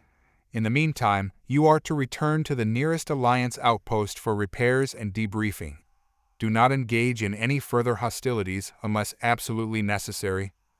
The screen went dark as the transmission ended, leaving Kane and Drake standing in the command deck, the weight of the Council's judgment hanging over them like a guillotine. We did what we had to do, Kane said, more to himself than to anyone else. Drake placed a hand on Kane's shoulder, his grip firm and reassuring. We did. But now we have to deal with the fallout. We'll head to the outpost, get the Helios patched up, and see what the Council decides. Whatever happens, we'll face it together. Kane nodded, the resolve in Drake's voice grounding him. The battle had been won, but the war for humanity's future was just beginning. The galaxy was a vast and dangerous place, and they would need every ounce of strength, cunning, and determination to survive what was coming. As the Helios turned toward the distant outpost, the stars stretched out before them, cold and indifferent. The crew steeled themselves for the challenges ahead, their resolve unbroken, their spirit unyielding. But even as they prepared for the trials to come, one thing was certain: humanity would not go quietly into the night. They had faced the darkness before, and they would face it again. And when the time came, they would rise, stronger and more determined than ever. The galaxy would learn that humanity was not to be underestimated. They were survivors, fighters, and dreamers. And no matter the odds, they would find a way to prevail. Alliance Outpost Sigma-9, periphery of the Sol system. The Helios approached the massive structure of Outpost Sigma-9, its scarred hull a testament to the battle it had barely survived. The outpost, a fortress of steel and energy fields, loomed against the backdrop of distant stars, a solitary bastion in the cold reaches of space. The docking bay doors slid open with a low rumble, and the Helios eased inside, dwarfed by the sheer scale of the installation. As the ship settled into place, magnetic clamps securing it to the dock, a sense of unease rippled through the crew. The journey back had been tense, every hour filled with the unspoken fear of what the Council's deliberation might bring. Repairs had begun almost immediately, teams of engineers and drones swarming the Helios, assessing the damage, and beginning the arduous task of restoring the ship to fighting condition. Captain Drake stood at the docking bay's entrance, watching as the last of the repair crews filed in. His eyes were tired, his body weary, but his mind remained sharp, focused on the challenges ahead. Behind him, Lieutenant Kane approached, his expression mirroring the tension that gripped them all. "Captain, the crew's been briefed. They are ready for whatever comes next," Kane said, his voice steady despite the uncertainty that lingered in the air. Drake nodded, his gaze still fixed on the distant stars visible through the force field that separated the bay from the void. "Good.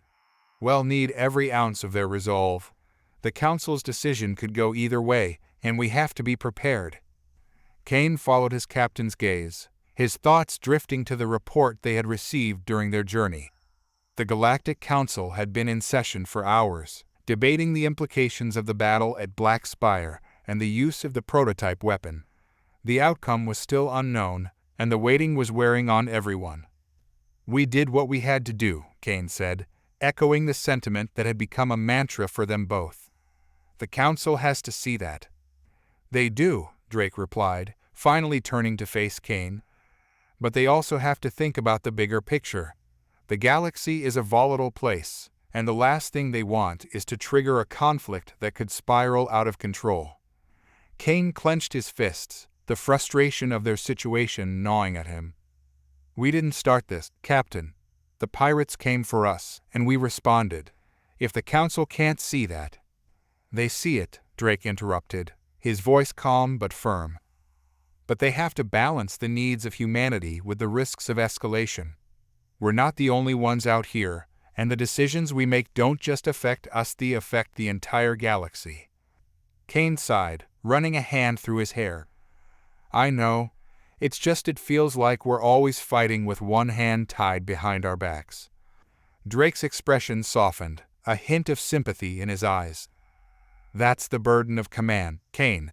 We don't always get to make the choices we want. We make the choices we have to, for the greater good." Before Kane could respond, the door to the docking bay hissed open, and a tall figure stepped inside. Counselor Adrian Velasquez, flanked by 2 security officers, moved with purpose, his presence commanding the room's attention. His sharp blue eyes swept over the bay, taking in the activity with a critical gaze before settling on Drake and Kane.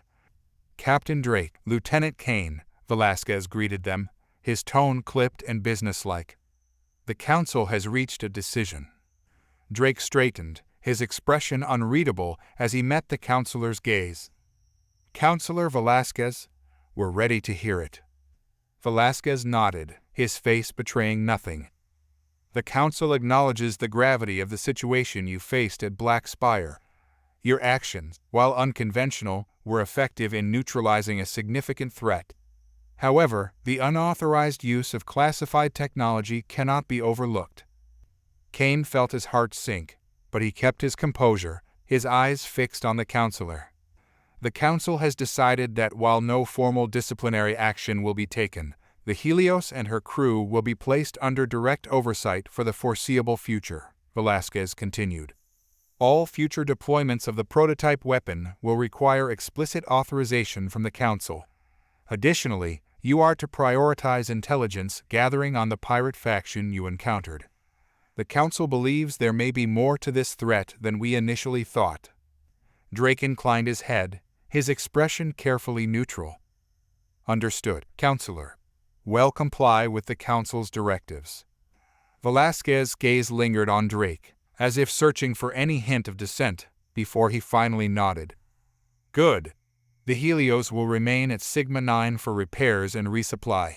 You are to prepare for a new assignment once the ship is battle-ready. The details will be provided to you in due course. With that, Velasquez turned and left the bay, his security officers following closely behind. The door hissed shut behind them, leaving Drake and Kane alone once more. Kane exhaled slowly, the tension in his shoulders easing slightly. Could have been worse. Could have been better, Drake replied, his tone more resigned than angry. But it's what we expected. Well, play along for now, gather the intel they want, and see where it leads us. Kane nodded, his thoughts already turning to the next steps. The Council's decision, while restrictive, still left them with some room to maneuver. They had avoided outright censure, but the leash was shorter now, and the stakes higher than ever. As they left the docking bay, heading back to the command deck, Kane couldn't shake the feeling that they were walking a tightrope. The galaxy was on edge, and one wrong move could send everything spiraling into chaos. But they had survived the worst before, and they would do so again. Aboard the Helios, command deck. The atmosphere on the command deck was tense as the crew awaited further instructions. The news of the Council's decision had spread quickly, and while there was a sense of relief that they had avoided severe repercussions, the added scrutiny weighed heavily on everyone. Drake took his place at the central console, his eyes scanning the reports that scrolled across the screens. The repairs were progressing, albeit slowly, and the damage to the Helios was more extensive than initially anticipated. It would take time to bring the ship back to full operational status, time they might not have. Kane stood beside him, his mind working through the implications of their new orders. The pirates had been more than just a nuisance. Sethi had been a well-coordinated force, far more organized than any pirate group they had encountered before. And if the Council was concerned enough to place them under direct oversight, it meant they were taking the threats seriously. "Captain," Kane began, breaking the silence, "what do you think our next move should be?" Drake didn't look up from the console, his focus on the data in front of him. "We need to find out who's behind the pirates. Someone's pulling the strings, and we need to know who and why." Kane nodded, his thoughts aligning with Drake's. "Agreed. But we'll need more than just the Council's intel. We need to get our own eyes and ears on the ground." Drake finally looked up, meeting Kane's gaze. "You're thinking of a reconnaissance mission?" Kane nodded. "Exactly. We know the pirates are operating out of the fringe worlds, using them as staging grounds for their raids. If we can get in close, maybe we can find out who's supplying them, or even track down their leadership." Drake considered this for a moment before nodding. "It's risky, but it might be our best shot. Start working on a plan, but keep it off the official logs for now. We don't want the Council breathing down our necks until we have something solid." Kane smiled, a grim determination settling over him. "Understood, Captain. I'll get started right away." As Kane left the command deck, his mind already racing with possibilities, Drake turned his attention back to the reports. The galaxy was a dangerous place, filled with unknown threats and hidden agendas. But one thing was certain: humanity would not stand idly by while others plotted their downfall. They would fight, they would survive, and they would uncover the truth, no matter the cost. The shadows of war were gathering on the horizon, but the Helios and her crew would be ready for whatever came next. And when the time came, they would show the galaxy what it truly meant to challenge humanity. The future was uncertain, but one thing was clear: the fight was far from over, and in the battles to come, humanity would prove, once again, that they were not to be underestimated. Fringe World Kepler 11, Pirate Stronghold. The winds of Kepler 11 whipped across the barren landscape, carrying with them the scent of ozone and sulfur. The planet, a desolate rock on the edge of the known galaxy, had become a haven for those who thrived in the shadowsprates, smugglers, and mercenaries, all drawn to the lawlessness that the fringe worlds offered. But beneath its bleak surface, Hidden within a network of caves and subterranean passages, lay the heart of the pirate operation that had nearly brought the Helios to its knees. The stronghold was a maze of tunnels and chambers, lit only by the occasional flicker of emergency lights. Armed guards patrolled the corridors, their expressions grim as they moved through the darkness. The air was thick with tension, the weight of recent events pressing down on everyone within the compound. In a dimly lit chamber deep within the stronghold, the pirate leaders had gathered. A large, circular table dominated the room, its surface cluttered with maps, data pads, and holographic displays.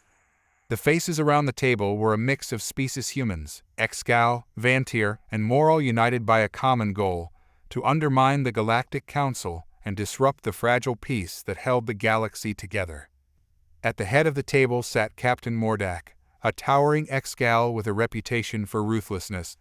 His exoskeletal armor gleamed under the faint light, and his compound eyes scanned the room with a predatory intensity.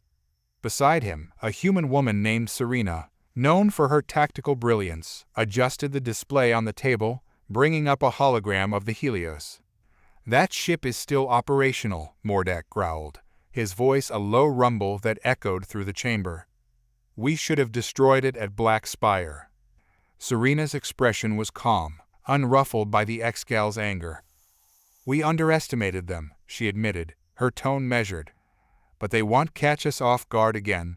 The Helios is wounded, and they'll be hesitant to engage us directly. We have the advantage."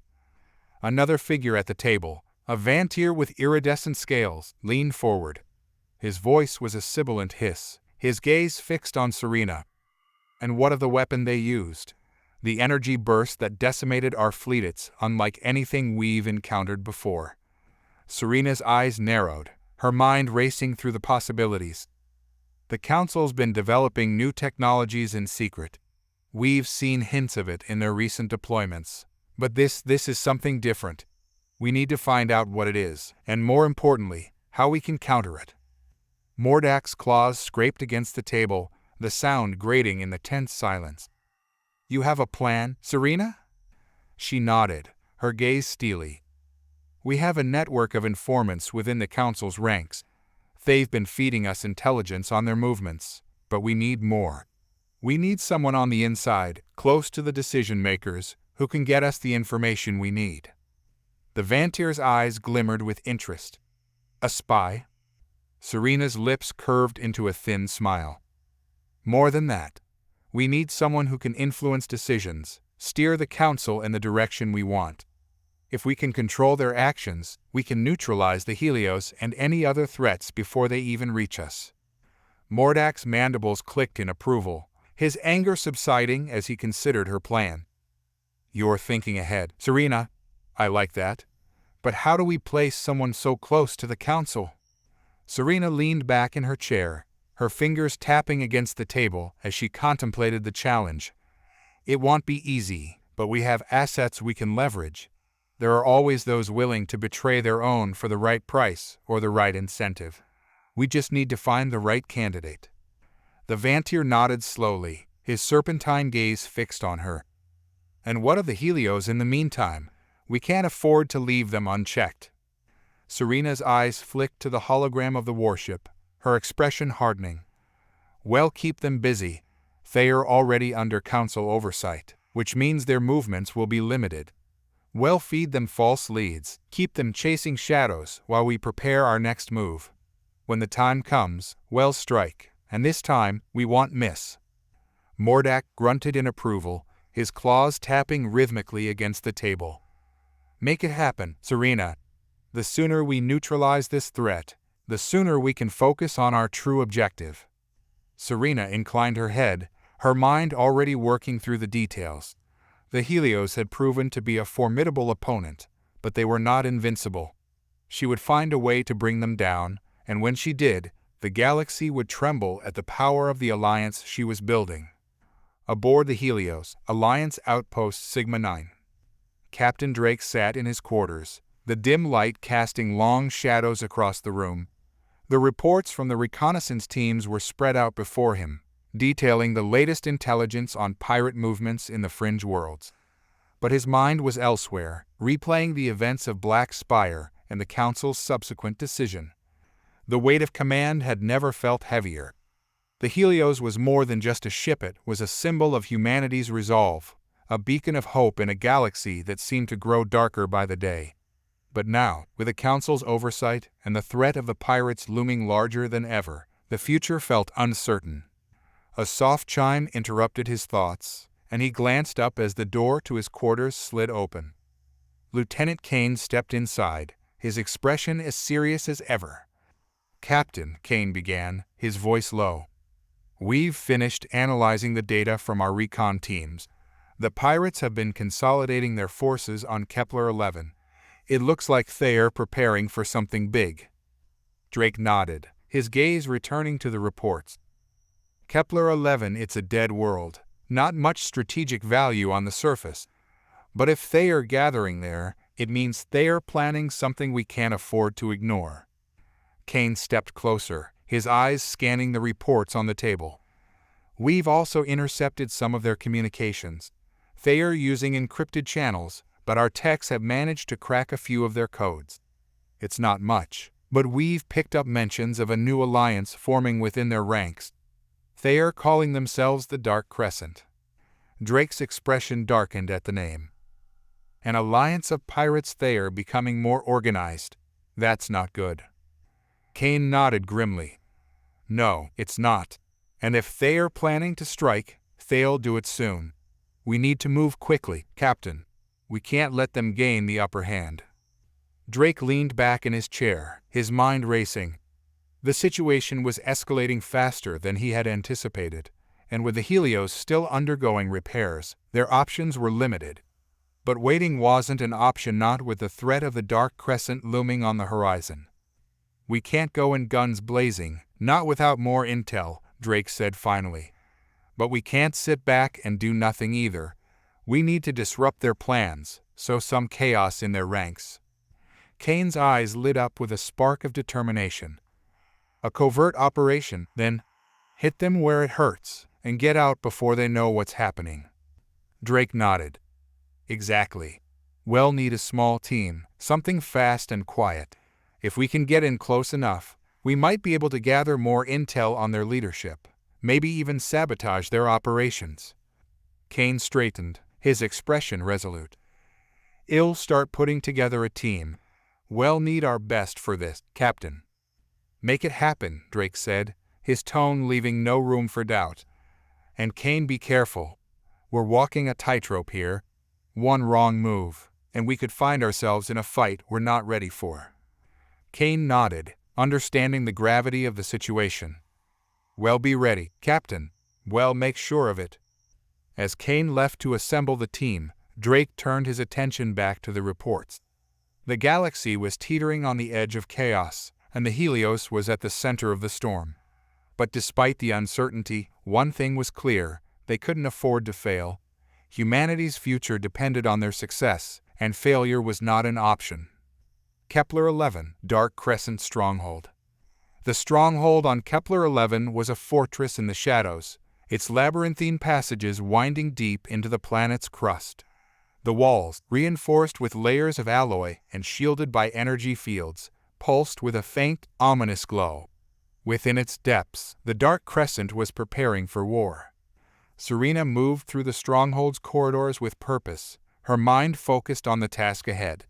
She had spent years building this alliance, uniting disparate pirate factions under a single banner. The Dark Crescent was more than just a coalition, it was a weapon, a force designed to shatter the Galactic Council's control over the fringe worlds and beyond. She entered the central command chamber, where the leaders of the Dark Crescent were gathered. The room was filled with the hum of machinery and the low murmurs of conversation, but all fell silent as Serena approached the central console.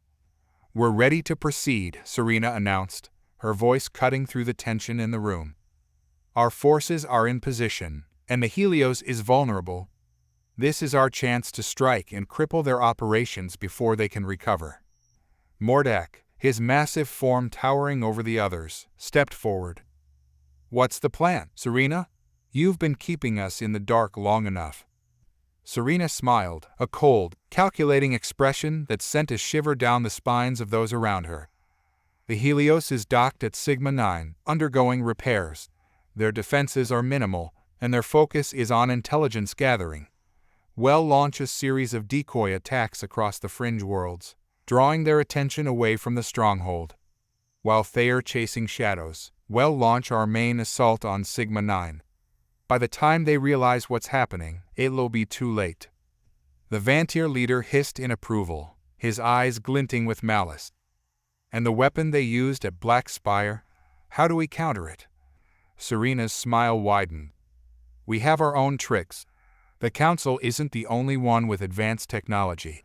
Our engineers have been working on something special, a disruptor field that can neutralize energy-based weapons. We'll deploy it as part of the assault, rendering the Helios secret weapon useless. Mordak's mandibles clicked in satisfaction. It's a bold plan, Serena. But if it works, we'll be in a position to dictate terms to the Council. The fringe worlds will be ours. Serena's gaze hardened, her resolve unwavering. It will work, Mordak. And when it does, the galaxy will finally understand the power of the Dark Crescent. As the leaders dispersed to prepare for the coming battle, Serena remained at the console, her thoughts racing. She had come too far to fail now. The Dark Crescent was her creation, and it would be her legacy. But there was one variable she couldn't control: humans aboard the Helios. They had proven to be more resourceful than she had anticipated, and she couldn't afford to underestimate them again. But this time, she was ready. This time, she would outmaneuver them at every turn, and when the dust settled, the Dark Crescent would emerge victorious. The storm was coming, and Serena intended to be the one holding the reins. Aboard the Helios, Alliance Outpost Sigma 9. The command deck of the Helios buzzed with activity as the crew prepared for the covert mission. The ship's hull had been patched, the worst of the damage repaired, but it was still far from fully operational. Despite this, the crew moved with a sense of urgency, knowing that time was not on their side. Lieutenant Kane stood at the center of the deck, overseeing the final preparations. The team he had assembled was among the best. The Helios had to offer battle-hardened veterans with experience in covert operations. They were armed with the latest in stealth technology, designed to slip past enemy defenses and strike from the shadows. All systems are green, Ensign Marlowe reported from the tactical console. The stealth modules are fully operational, and we're ready to deploy on your command. Kane nodded, his gaze sweeping over the team. We're going in fast and quiet. Our primary objective is to gather intelligence on the Dark Crescent's operations. But if we have the opportunity to sabotage their efforts, we take it. Understood?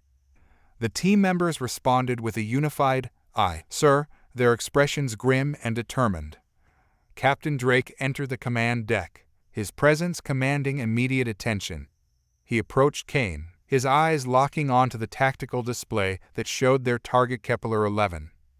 "Kane," Drake began, his voice steady, "this mission is critical. The Dark Crescent is more dangerous than we thought, and we can't afford any mistakes. Make sure your team knows what's at stake." "They do, Captain," Kane replied, his tone resolute. "We're ready." Drake placed a hand on Kane's shoulder, a rare gesture of camaraderie. "Good luck, Lieutenant. Bring our people home." Kane nodded, appreciating the gravity of the captain's words. This mission was unlike any they had undertaken before, and the risks were immense. But the crew of the Helios had faced impossible odds before, and they had always come through. As the team made their way to the hangar bay, where their stealth shuttles awaited, Kane couldn't shake the feeling that they were stepping into the unknown. The Dark Crescent was an enigma, a shadowy force with its own agenda, and they were about to confront it head-on. The shuttles, sleek and black, were designed for covert insertion into hostile territory. As the team boarded, Kane took one last look at the Helios, the ship that had become their home and their refuge in the vastness of space. The mission ahead was fraught with danger, but they had a job to do. "All aboard," Kane called out, securing his harness as the shuttle's engines hummed to life. The hangar bay doors opened, revealing the void beyond. One by one, the shuttles lifted off, their engines barely making a sound as they glided into the blackness of space. The stealth modules activated, rendering the shuttles nearly invisible to sensors and visual detection. The mission had begun. Kepler-11, en route to Dark Crescent Stronghold. The journey to Kepler-11 was uneventful, the shuttles maintaining radio silence as they approached the planet's atmosphere. The team members were focused, their training and experience guiding them through the tension that gripped them all. Kane monitored the instruments, his eyes scanning for any sign of detection, but the stealth systems held firm. As they descended through the thick clouds that shrouded Kepler-11, the stronghold came into view, a dark, sprawling complex that blended seamlessly with the rocky landscape. It was a fortress designed to be impenetrable, but Kane knew they had to find a way in. Approaching the LZ, the pilot reported, guiding the shuttle to a narrow canyon that provided cover from any sensors the stronghold might have. "We're almost there." Kane nodded, checking his gear one last time. "Remember, we're in and out. No unnecessary risks. Stick to the plan, and we'll all make it back." The shuttles touched down in the canyon, their landing gear settling onto the uneven ground. The team disembarked quickly, moving with the precision of seasoned operatives. The canyon walls provided natural cover, and the team advanced towards the entrance to the subterranean tunnels. Scanners picking up multiple life signs ahead, one of the operatives reported, his voice low. "We've got hostiles inside the tunnels." Kane motioned for the team to spread out, their weapons at the ready. "Stay sharp. We'll move in quietly, take out any guards we encounter. We can't afford to raise the alarm." They moved into the tunnels, the darkness enveloping them as they descended deeper into the stronghold. The walls were rough, carved from the planet's stone, and the air was thick with moisture. The only sounds were the faint hum of machinery and the occasional drip of water echoing through the passageways. Kane led the way, his senses heightened as they navigated the labyrinth of tunnels. The intel they had on the stronghold was limited, and every step was a calculated risk. But they had come too far to turn back now. As they rounded a corner, Kane spotted a pair of guards standing near a junction. He signaled for the team to halt, motioning for two operatives to flank the guards. The operatives moved silently, their stealth suits rendering them nearly invisible as they approached. In a swift, coordinated strike, the operatives took down the guards, their bodies crumpling to the ground without a sound.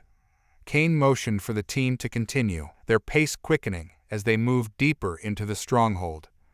The further they went, the more apparent it became that the Dark Crescent was preparing for something big. The tunnels were filled with supplies, weapons, and equipment enough to outfit a small army. Kane's mind raced with the implications. If the Dark Crescent was planning an assault, they needed to find out where and when. As they approached the central command chamber, Kane held up a hand, signaling the team to stop. He could hear voices ahead, faint but distinct. The chamber was just beyond the next bend, and from the sound of it, the leaders of the Dark Crescent were inside. Kane motioned for the team to hold position while he moved ahead, creeping closer to the entrance of the chamber. The voices grew clearer, and he could make out bits and pieces of the conversation. Sigma-9 is vulnerable. The Helios will be neutralized. Disruptor field is ready. Kane's heart pounded in his chest as he listened. The Dark Crescent was planning to strike Sigma-9, and they had a weapon capable of countering the Helios' secret technology. This was worse than he had feared. He edged closer, his back pressed against the wall as he peered into the chamber. The leaders of the Dark Crescent were gathered around a central console, their attention focused on a holographic display that showed the layout of Sigma-9. Serena, the human woman who seemed to be in charge, was speaking, her voice calm and authoritative. "The assault will commence in 3 days. Our decoy attacks will draw their attention away from Sigma-9, and by the time they realize what's happening, it will be too late. The disruptor field will neutralize their defenses, and the Helios will be ours." Kane's breath caught in his throat. 3 days. They had 3 days to stop the Dark Crescent from launching an all-out assault on Sigma-9. He needed to get this information back to the Helios, but first he had to find a way to disrupt their plans. As he turned to signal the team, a hand clamped down on his shoulder, yanking him back. Kane's instincts kicked in, and he spun around, his weapon at the ready. But it was too late. The guard had already sounded the alarm, and the chamber was suddenly filled with the sound of blaring sirens. The leaders of the Dark Crescent reacted instantly, their hands reaching for weapons as they scrambled to respond to the intrusion. Kane's heart raced as he realized the mission had just gone from bad to worse. He fired at the guard, taking him down with a single shot, but the damage was done. The element of surprise was gone, and the stronghold was now on high alert. "Fall back," Kane shouted into his comms, his voice urgent. "We've been compromised. Get out, now." The team responded immediately, retreating back through the tunnels as the sound of approaching footsteps grew louder. Kane covered their escape, his weapon trained on the entrance to the chamber as the Dark Crescent leaders emerged, weapons drawn. He fired a burst of shots, forcing them to take cover, but he knew they wouldn't be able to hold them off for long. The mission was falling apart, and their only chance of survival was to get back to the shuttles and escape. Kane turned and ran, his boots pounding against the stone floor as he raced after his team. The tunnels echoed with the sound of gunfire and the shouts of pursuing guards. The stronghold was a maze, but Kane's memory served him well, guiding him through the twists and turns as they made their way back to the surface. The canyon came into view, the shuttles still where they had landed. The team sprinted towards them, firing back at their pursuers as they ran. Kane could see the stronghold's defenses coming online, turrets and automated drones springing to life as they tried to lock onto the fleeing operatives. "Get to the shuttles," Kane ordered, his voice strained with the effort of running and shooting at the same time. "We're almost there." The team reached the shuttles, diving inside as the pilots fired up the engines. Kane was the last to board, his weapon still firing as the hatch closed behind him. "Go, go, go!" he shouted to the pilot, who responded by launching the shuttle into the air, its engines roaring as it shot out of the canyon. The other shuttle followed, and together they streaked through the sky, leaving the stronghold behind. Kane could still hear the sound of gunfire in his ears, his pulse racing as they ascended into the atmosphere. But as the shuttles broke free of Kepler-11's gravity and re-entered the void of space, Kane allowed himself a moment of relief. They had escaped, and they had the intel they needed to stop the Dark Crescent. But the cost had been high, and the battle was far from over. As the shuttles made their way back to the Helios, Kane's mind raced with thoughts of what lay ahead. The Dark Crescent was preparing to strike, and they had only 3 days to stop them. The fate of Sigma-9, and possibly the entire galaxy, rested on their shoulders. And as much as Kane wanted to believe they could win, he couldn't shake the feeling that the worst was yet to come. Aboard the Helios, Sigma-9 defense perimeter. The shuttles returned to the Helios under a cloak of silence, their stealth systems still engaged. As they docked, Kane's thoughts were heavy with the gravity of the situation. He knew that the information he carried was crucial, but time was their enemy. The Dark Crescent's assault was imminent, and the fate of Sigma-9, and possibly the entire Alliance, hung in the balance. As the team disembarked, they were greeted by Captain Drake, who was flanked by the senior officers of the Helios. The air was thick with tension as Kane approached, his face grim. "What did you find?" Drake's voice was calm, but there was an undercurrent of urgency. Kane didn't waste any time. The Dark Crescent is planning a full-scale assault on Sigma-9 in 3 days. They've developed a disruptor field that can neutralize our energy-based defenses, including the Helios main weapon systems. They are counting on us being caught off guard. The room fell silent as the implications of Kane's words sank in. The officers exchanged worried glances, and Drake's expression hardened. "We need to act fast," Drake said, his voice resolute. "If we're going to defend Sigma-9, we'll need to counter their disruptor field and bolster our defenses. But with our current state of repair, we're at a disadvantage." Kane nodded, his mind already racing with possibilities. "We could deploy decoy defenses, something that could draw their disruptor field's attention away from our main systems. If we can create a feedback loop, we might be able to overload their disruptor and take it offline. Drake considered the idea, his gaze distant as he calculated the risks. It's a long shot, but it might be our best chance. We'll need to coordinate with the Sigma-9 command to set up the decoys and reinforce our positions. Time is short, but if we move quickly, we might be able to turn the tables on the Dark Crescent. Kane's resolve hardened. They had been in tight spots before, and they had always found a way out. But this time, the stakes were higher than ever. If they failed, the Dark Crescent would gain a foothold that could shift the balance of power in the galaxy. Drake turned to the tactical officer, Lieutenant Commander Reyes.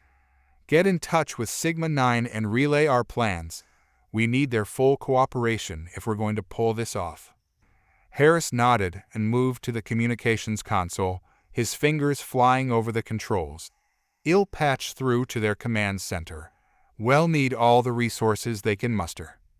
As Reyes worked, Drake turned back to Kane. We'll also need to be ready for a direct confrontation. If the Dark Crescent is as well equipped as you say, they'll be coming at us with everything they've got. We can't afford to hold anything back. Kane understood the gravity of the situation. The coming battle would be unlike any they had faced before. But they were the crew of the Helios, and they had faced impossible odds before.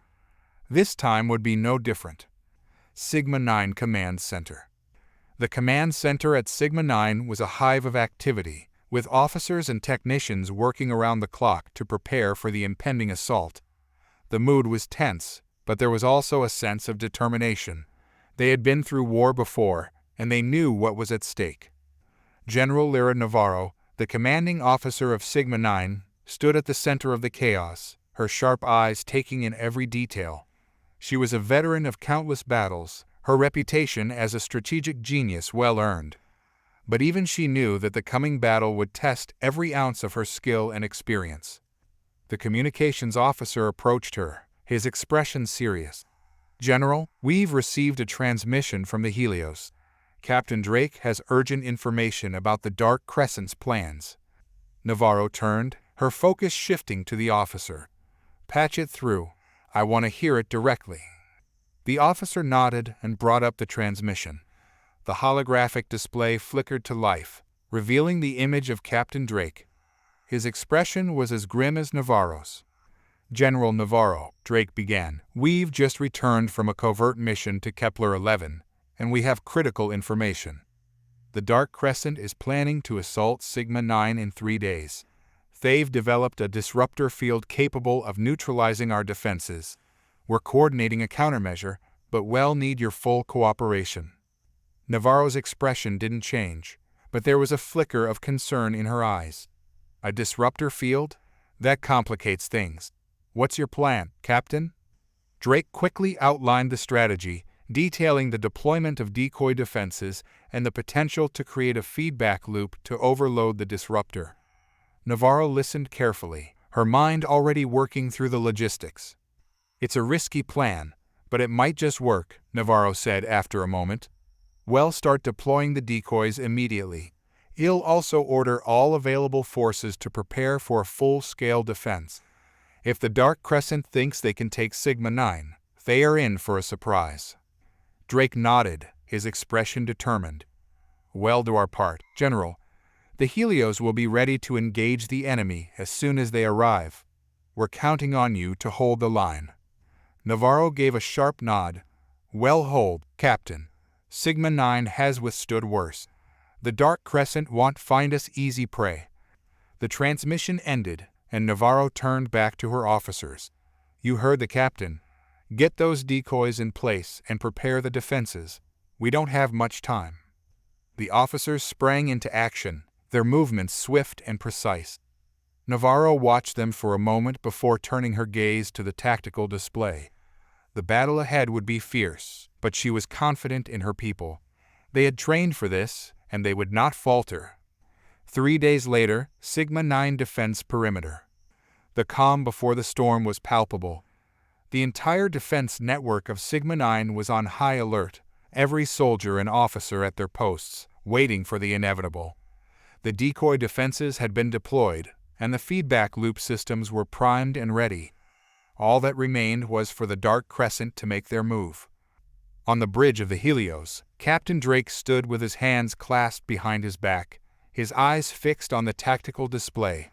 The tension in the air was thick, but his expression was calm, his resolve unshakable.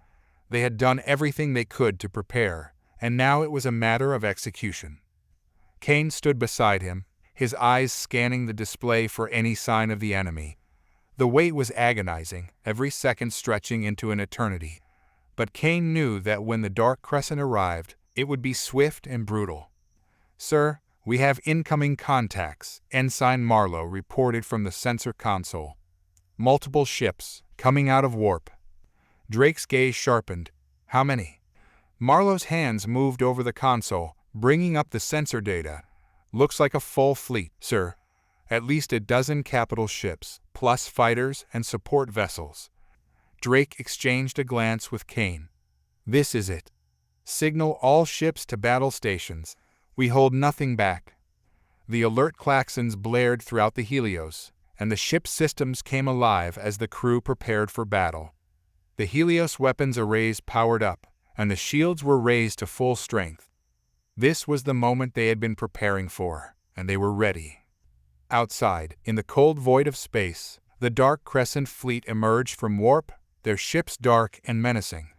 The lead ship, a massive dreadnought bristling with weapons, loomed at the center of the formation. It was a terrifying sight, but the crew of the Helios did not waver. "Enemy fleet is deploying," Marlowe reported. "Thayer moving into attack formation." Drake's eyes narrowed. "Hold position. Let them make the first move." The Dark Crescent fleet advanced, their ships moving with lethal precision. The dreadnought's massive cannons swiveled into position, and for a moment the silence was almost deafening. Then all hell broke loose. The dreadnought fired its main cannons, a barrage of energy beams that streaked across the void towards the Alliance fleet. The Helios and the other ships returned fire, their weapons lighting up the darkness as the battle began in earnest. The Dark Crescent ships moved with deadly coordination, their fighters swarming towards the Alliance lines. The Helios unleashed its own squadrons, and soon the space between the two fleets was filled with the chaotic dance of starfighters engaging in dogfights. "Decoy defenses are active," Harris reported, his voice steady despite the chaos. "The feedback loop is holding. Their disruptor field is targeting the decoys." Drake allowed himself a small nod of satisfaction. The plan was working so far, but the real test was yet to come. "Focus fire on the lead dreadnought," Drake ordered. "We need to take it out before they realize what we're doing." The Helios main cannons locked onto the dreadnought, unleashing a concentrated barrage of energy blasts. The other Alliance ships followed suit, their weapons hammering at the enemy flagship's shields. But the dreadnought's shields were formidable, absorbing the incoming fire with little visible damage. The Dark Crescent had come prepared for a fight, and they weren't going down easily. Kane watched the tactical display, his mind racing as he tried to think of a way to break through the enemy's defenses. The feedback loop was holding for now, but it wouldn't last forever. They needed to find a way to turn the tide before the Dark Crescent overwhelmed them. "Sir, the enemy is adapting," Harris warned. "They're shifting their focus to our real defenses. The feedback loop won't hold much longer." Drake's expression hardened. "We need to make our move now." "Kane, take the Helios in close. We're going to hit that dreadnought with everything we've got." Kane didn't hesitate. "Aye, sir." The Helios surged forward, its engines roaring as it accelerated towards the enemy dreadnought. The distance between the two ships closed rapidly, and the tension on the bridge was palpable. "Prepare to fire all weapons on my mark," Drake commanded, his voice calm but authoritative. "We're going to punch through their shields and take them down." The Helios drew closer, the dreadnought looming larger on the viewscreen. The enemy ship's weapons were already locked onto them, but the Helios pressed on, undeterred. "Steady," Drake murmured, his eyes fixed on the target. "Almost there."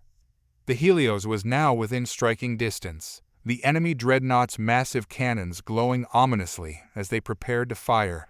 Kane's hands tightened on the controls, his focus razor-sharp. "Mark!" Drake shouted. The Helios unleashed its full arsenal, a devastating barrage of energy blasts, torpedoes, and missiles that streaked towards the dreadnought. The enemy ship's shields flared, struggling to absorb the onslaught. For a moment, it seemed as though the dreadnought might withstand the attack. But then, with a blinding flash of light, the shields collapsed, and the Helios weapons tore into the enemy ship's hull. The dreadnought shuddered under the impact, explosions rippling along its surface as the Alliance's firepower found its mark. The enemy ship's cannons faltered, their fire slackening as the dreadnought began to break apart. "Target's shields are down," Harris reported, his voice filled with urgency. "We've breached their hull." "Keep firing," Drake ordered. "We're not done yet." The Helios continued its relentless assault, hammering the dreadnought with everything it had. The enemy ship was in its death throes now, its once formidable form crumbling under the weight of the Alliance's firepower. Finally, with a massive explosion that lit up the void, the dreadnought's reactor went critical, and the ship was consumed in a fiery blast. The shockwave rippled through space, sending debris flying in all directions. The bridge of the Helios erupted in cheers, but Drake remained focused. "We're not out of this yet. Redirect fire to the remaining ships. Let's finish this fight." Kane nodded, his eyes still on the tactical display. The loss of their flagship had thrown the Dark Crescent fleet into disarray, but they were still dangerous. The battle was far from over. The Helios turned its weapons on the remaining enemy ships, joining the rest of the Alliance fleet in a coordinated attack. The Dark Crescent ships fought back fiercely, but without their dreadnought to lead them, they were vulnerable. One by one, the enemy ships fell, their hulls shattered by the Alliance's firepower. The space around Sigma 9 was littered with the wreckage of the Dark Crescent fleet, but the Helios and its allies pressed on, determined to see the battle through to the end. Finally, after what felt like an eternity, the last of the Dark Crescent ships was destroyed, its twisted remains drifting silently through the void. The battle was over. On the bridge of the Helios, the tension slowly began to dissipate as the reality of their victory sank in. They had done it. Sigma 9 was safe, and the Dark Crescent had been dealt a crushing blow. But as Kane looked out at the debris-strewn battlefield, he knew that this was only the beginning. The war against the Dark Crescent was far from over, and there would be many more battles to come. For now, though, they had won, and that was enough. Post-battle, Sigma 9 defense perimeter. The battlefield, once a chaotic maelstrom of energy blasts and explosions, had fallen silent. The debris of the Dark Crescent's fleet floated aimlessly through the void, a testament to the ferocity of the battle. The Helios hovered amid the wreckage, its once pristine hull now scarred and battered. Despite the damage, the ship remained a beacon of resilience and defiance, a symbol of humanity's unyielding spirit. On the bridge, the crew of the Helios was still riding the adrenaline high of their hard-fought victory. The air was thick with a smell of burnt circuits, and the hum of the ship's systems, though diminished, provided a sense of normalcy in the aftermath of the battle. Captain Drake stood at the center, his eyes scanning the tactical display, ensuring that no enemy stragglers remained. Satisfied that the immediate threat had been neutralized, he turned his attention to the crew. "Status report," Drake commanded, his voice steady. Lieutenant Commander Harris, his face streaked with sweat and grime, responded first. "Shields are holding at 30%. Hull integrity is compromised in several sections, but structural integrity is stable. We've sustained heavy damage to the port side, but all critical systems are operational." "Casualties?" Drake asked, his voice softening slightly. 35 wounded, 12 fatalities, Harris replied somberly. "Medbay is treating the injured as we speak. We've lost 2 fighter pilots and 10 crew members on the lower decks." A heavy silence fell over the bridge as the crew processed the losses. Each life lost was a blow, a reminder of the price they paid for their victory. Yet, in the silence, there was also a shared understanding, a grim resolve to honor those who had fallen by continuing the fight. Drake took a deep breath, his expression hardening with resolve. Ensure the wounded receive the best care possible, and make sure the names of the fallen are recorded with full honors. They gave their lives to protect Sigma-9, and their sacrifice will not be forgotten. As Harris relayed the orders, Drake turned to Kane, who had been quietly monitoring the situation. The younger officer's face was drawn with exhaustion, but his eyes still burned with determination. "Kane," Drake said, his tone shifting to one of cautious optimism, "you did good out there. The decoy plan worked, and your leadership during the assault was critical. But I know you're already thinking about what comes next." Kane nodded, his mind still racing. "The Dark Crescent won't take this loss lightly. We've bought ourselves some time, but they'll be back and in greater force. We need to repair the Helios and prepare for the next phase of this war." Drake crossed his arms, his gaze distant as he considered their options. "Agreed. But we also need to strike while the iron's hot. The Dark Crescent is reeling from this defeat. If we can find a way to take the fight to them, we might be able to shift the momentum in our favor." Kane's mind churned with possibilities. "We need more intel on their operations, their supply lines, and their strategic points. If we can disrupt their infrastructure, we can cripple their ability to wage war. We've already shown we can outthink them. We just need to keep them on the back foot." Drake nodded thoughtfully. "We'll need to coordinate with Alliance Command. They'll want to capitalize on this victory, and we'll need their support if we're going to take the fight to the Dark Crescent's doorstep." At that moment, the comms officer spoke up. "Captain, we're receiving a priority transmission from General Navarro at Sigma-9. Patching it through now." The holographic display flickered to life, revealing the stern face of General Lyra Navarro. Despite the battle's intensity, she appeared composed, her gaze sharp and assessing. "Captain Drake, congratulations on your victory," Navarro began, her voice firm. "The destruction of the enemy dreadnought was a significant blow to the Dark Crescent. You and your crew have done the Alliance proud." "Thank you, General," Drake replied, inclining his head slightly. "But we both know this is just the beginning. The Dark Crescent will retaliate, and we need to be ready." Navarro's expression hardened. "Indeed.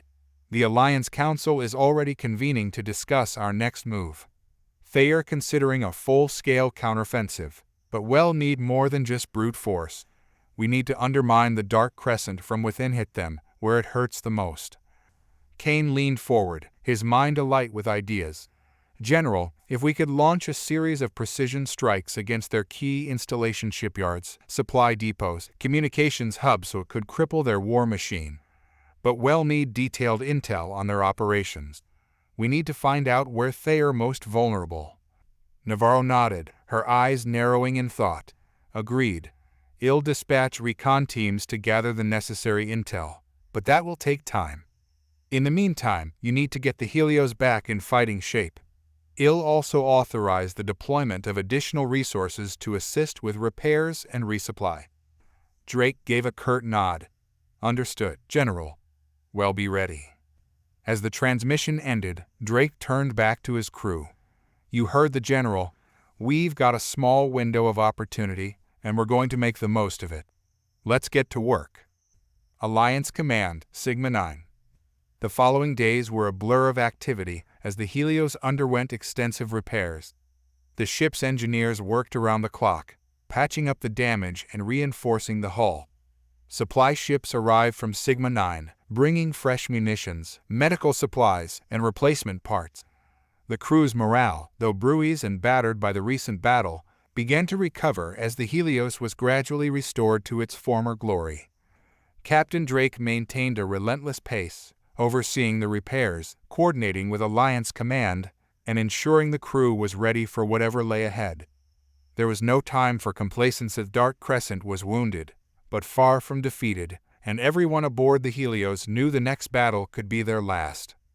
As the days passed, the Helios slowly transformed from a battle-worn vessel into a fully operational warship once again. The engineers reinforced the hull with advanced alloy plating, upgraded the energy shields, and optimized the weapon systems for maximum efficiency. Meanwhile, the crew underwent rigorous drills, sharpening their skills and preparing for the inevitable confrontation with the Dark Crescent. In the midst of the flurry of activity, Kane found himself increasingly drawn into strategic discussions with Captain Drake and Lieutenant Commander Harris. The more he delved into the intricacies of their situation, the more he realized just how precarious their position truly was. The Dark Crescent was a formidable enemy, and the Alliance's victory at Sigma 9 had only bought them a brief respite. One evening, as the Helios orbited above Sigma 9, Kane found himself alone in the ship's observation deck, staring out at the planet below. The stars glittered like distant diamonds, and the surface of Sigma 9, with its sprawling cities and towering mountain ranges, seemed so peaceful from this vantage point. It was hard to believe that just days ago, this world had been on the brink of annihilation. The door to the observation deck slid open, and Kane turned to see Captain Drake stepping inside.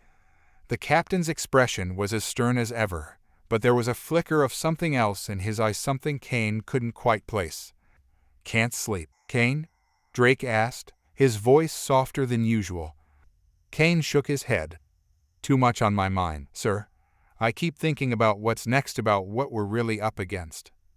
Drake walked over to stand beside him, his gaze fixed on the stars. "That's a good thing, Kane. Complacency is a killer in this line of work.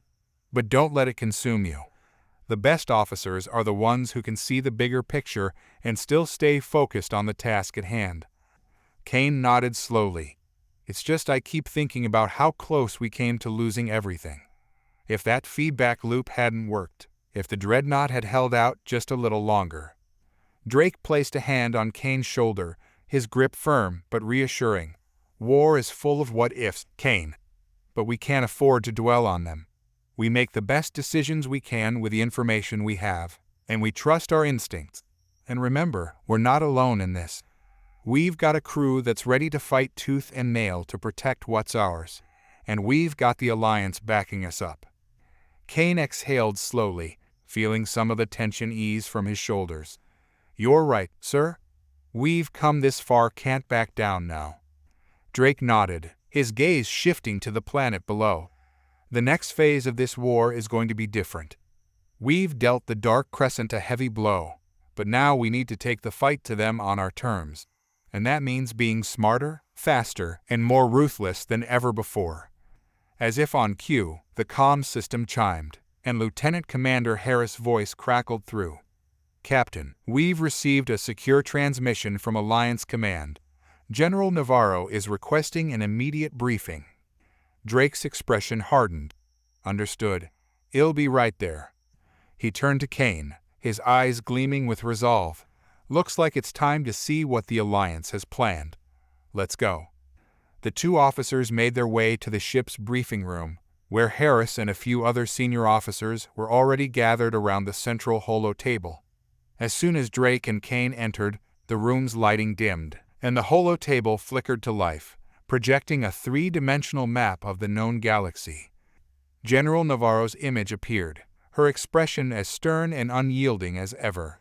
"Captain Drake, Commander Kane, thank you for joining us. We've just received critical intelligence from our recon teams. The situation is more urgent than we anticipated." Drake stepped forward, his tone all business. "What's the latest, General?" Navarro's image shifted, and the holo table zoomed in on a specific region of space, a cluster of star systems deep within Dark Crescent territory.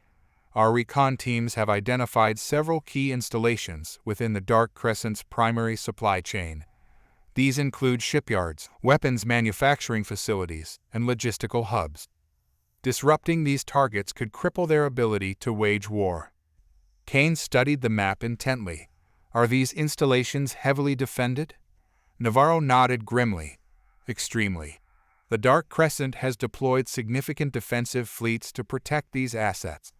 However, we've identified a potential weakness, a series of uncharted hyperspace routes that could allow us to bypass their main defenses and strike directly at the heart of their operations."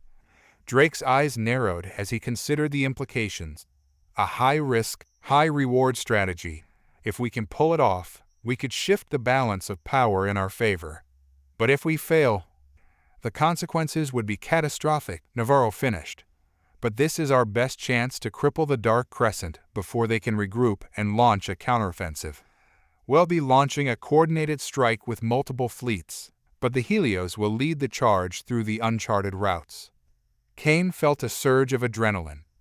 This was the opportunity they had been waiting for, but it was also a daunting challenge, one that would require every ounce of skill and courage they possessed. "We'll be ready, General," Drake said firmly. "The Helios will not fail."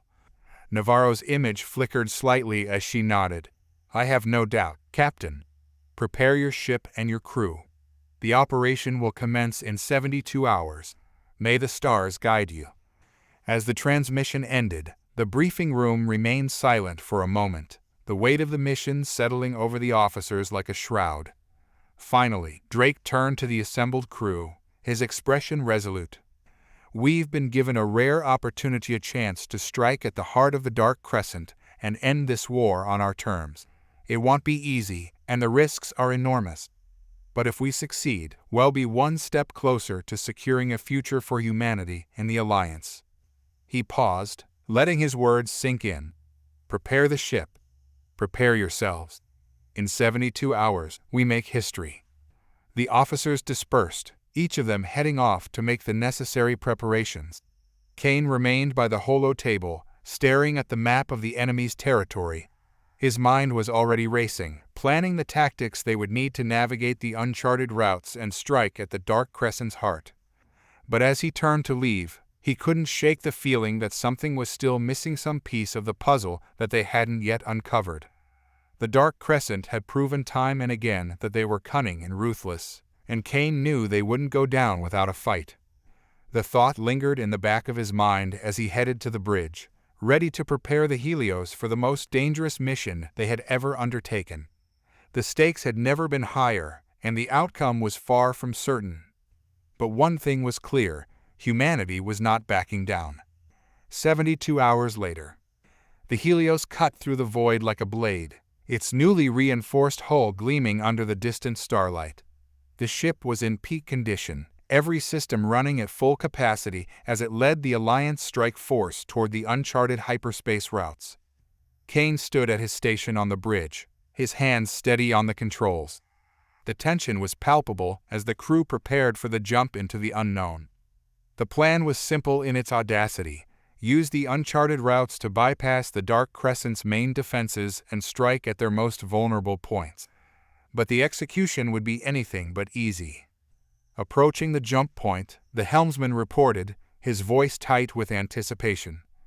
"Coordinates locked," Harris added, his eyes fixed on the tactical display. "All systems green."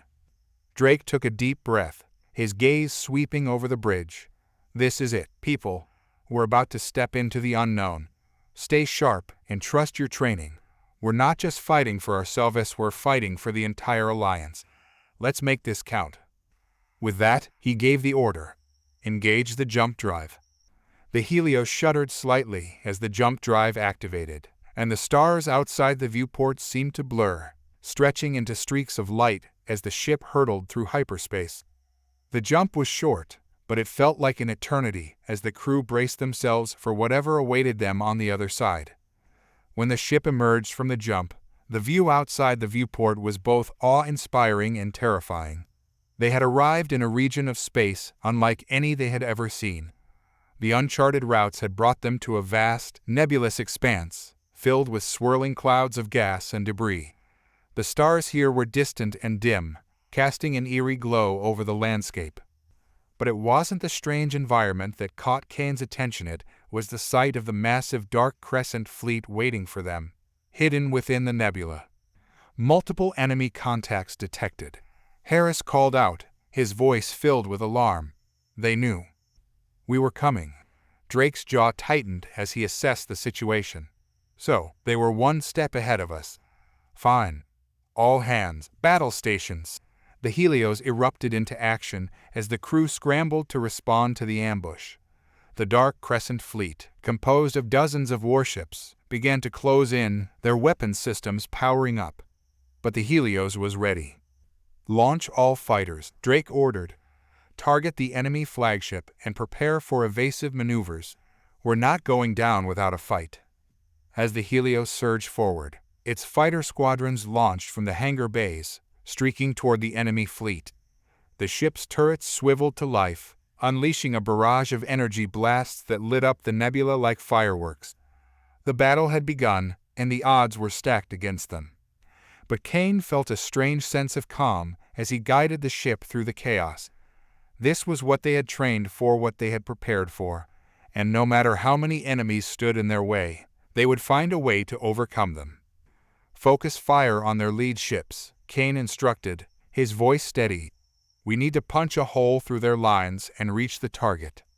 The Helios weaved through the battlefield, dodging enemy fire and returning it with deadly precision. The Dark Crescent Fleet was formidable, but the Helios and its crew were determined to prove that humanity was not to be underestimated. As the battle raged on, Kane spotted an opening in the enemy's formation, a weak point they could exploit to break through. "Captain, I see a way through. If we can just—" Before he could finish, the Helios was rocked by a massive explosion. Kane was thrown from his seat as alarms blared throughout the ship. He scrambled to his feet, his heart pounding as he checked the damage reports. "We've taken a direct hit to the starboard side," Harris shouted over the chaos. "Shields are down to 20%. Drake's expression was grim, but his voice remained steady. "Keep firing. We're not out of this yet." Kane forced himself to focus, pushing aside the fear that threatened to overwhelm him. He had to think, to find a way to turn the tide in their favor. The enemy was relentless, but they couldn't afford to back down, not now. As the battle continued, Kane noticed something odd on the tactical display. A series of energy readings, faint but unmistakable, were emanating from a nearby asteroid field. It was as if something was hidden there, something the Dark Crescent was desperate to protect. "Captain, I think I've found something," Kane said urgently. "There's an energy signature coming from that asteroid field. It could be a hidden base or a command center." Drake's eyes narrowed as he studied the display. "It's a gamble, but it might be our best shot. Helm, alter course toward the asteroid field. We're going to find out what they're hiding." The Helios broke away from the main battle, heading toward the asteroid field at full speed. The Dark Crescent Fleet pursued, but the ship's evasive maneuvers kept them at bay. As they approached the field, the energy readings grew stronger, confirming Kane's suspicions. "Get ready for anything," Drake warned the crew. "Whatever's out there, it's important enough for the Dark Crescent to guard it with everything they've got." The Helios plunged into the asteroid field, its sensors scanning the surrounding space for any signs of the hidden installation. The asteroids loomed large, their jagged surfaces reflecting the faint light of distant stars. It was a dangerous place to navigate, but the crew was skilled, and the ship moved with precision. Suddenly, the sensors lit up with new context, small, fast-moving ships emerging from the shadows of the asteroids. They were sleek and heavily armed, designed for ambush tactics. The Dark Crescent's hidden defenders had been lying in wait, ready to strike at the intruders. "They've got us surrounded," Harris shouted. "Incoming fighters, brace for impact." The Helios shuddered as the enemy fighters opened fire, their weapons striking the ship's already weakened shields. Kane gritted his teeth, his hands flying over the controls as he tried to evade the incoming fire. It was a desperate situation, but he wasn't about to give up. "Divert all power to the forward shields," Kane ordered. "We need to push through and reach the source of those energy readings. If we can take out their base, we might be able to turn this around." Drake nodded, his face set in determination. "Do it." The Helios surged forward, its shields flaring as they absorbed the enemy fire. The ship's weapons blazed, returning fire with deadly accuracy. Despite the overwhelming odds, the crew fought with everything they had, determined to complete their mission. As they drew closer to the source of the energy readings, the asteroid field began to thin, revealing a massive structure hidden within the shadows. It was a Dark Crescent command center, heavily fortified and bristling with weapons. This was the heart of the enemy's operations in the region, and if they could destroy it, they might be able to cripple the entire fleet. "There it is," Kane muttered, his heart racing. "That's our target." Drake's eyes gleamed with resolve. "All weapons, target that command center. Let's finish this." The Helios unleashed a devastating barrage of firepower, aiming directly at the heart of the enemy base. The command center's defenses activated, but they were no match for the concentrated assault. Explosions rippled across the structure as the Helios poured on the fire, determined to bring it down. But the Dark Crescent wasn't about to go down without a fight. The enemy fleet closed in, their weapons locking onto the Helios as they prepared for a final, desperate attack. The ship's shields were already failing, and the situation was growing more dire by the second. "We're not going to last much longer at this rate," Harris warned, his voice tinged with panic. Kane's mind raced as he searched for a solution. They were so close to victory, but it was slipping through their fingers. Then, an idea struck him, a risky, borderline insane idea, but it might be their only chance. "Captain, I have an idea," Kane said quickly.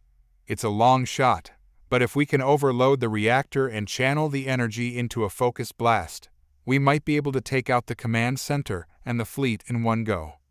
Drake stared at him, the weight of the decision heavy on his shoulders. It was a dangerous plan, one that could easily backfire, but the alternative was certain defeat. "Do it," Drake said finally. "All hands, prepare for emergency power overload. This is going to be rough." The crew scrambled to implement the plan, rerouting power from every non-essential system and feeding it into the ship's reactor. The Helios began to shudder violently as the reactor overloaded, the energy levels spiking to dangerous levels. "Target locked," Kane reported, his voice steady despite the chaos. "Firing on your command, Captain." Drake gripped the armrest of his chair, his eyes fixed on the tactical display. "Fire." With a deafening roar, the Helios unleashed the full fury of its overloaded reactor in a concentrated beam of energy. The blast tore through space, obliterating everything in its path. The enemy command center, along with the surrounding ships, was consumed in a blinding explosion that lit up the asteroid field like a supernova. The shockwave slammed into the Helios, sending the ship tumbling through space. Kane was thrown from his seat as the lights flickered and alarms blared. For a moment, it seemed as though the ship would be torn apart by the sheer force of the blast.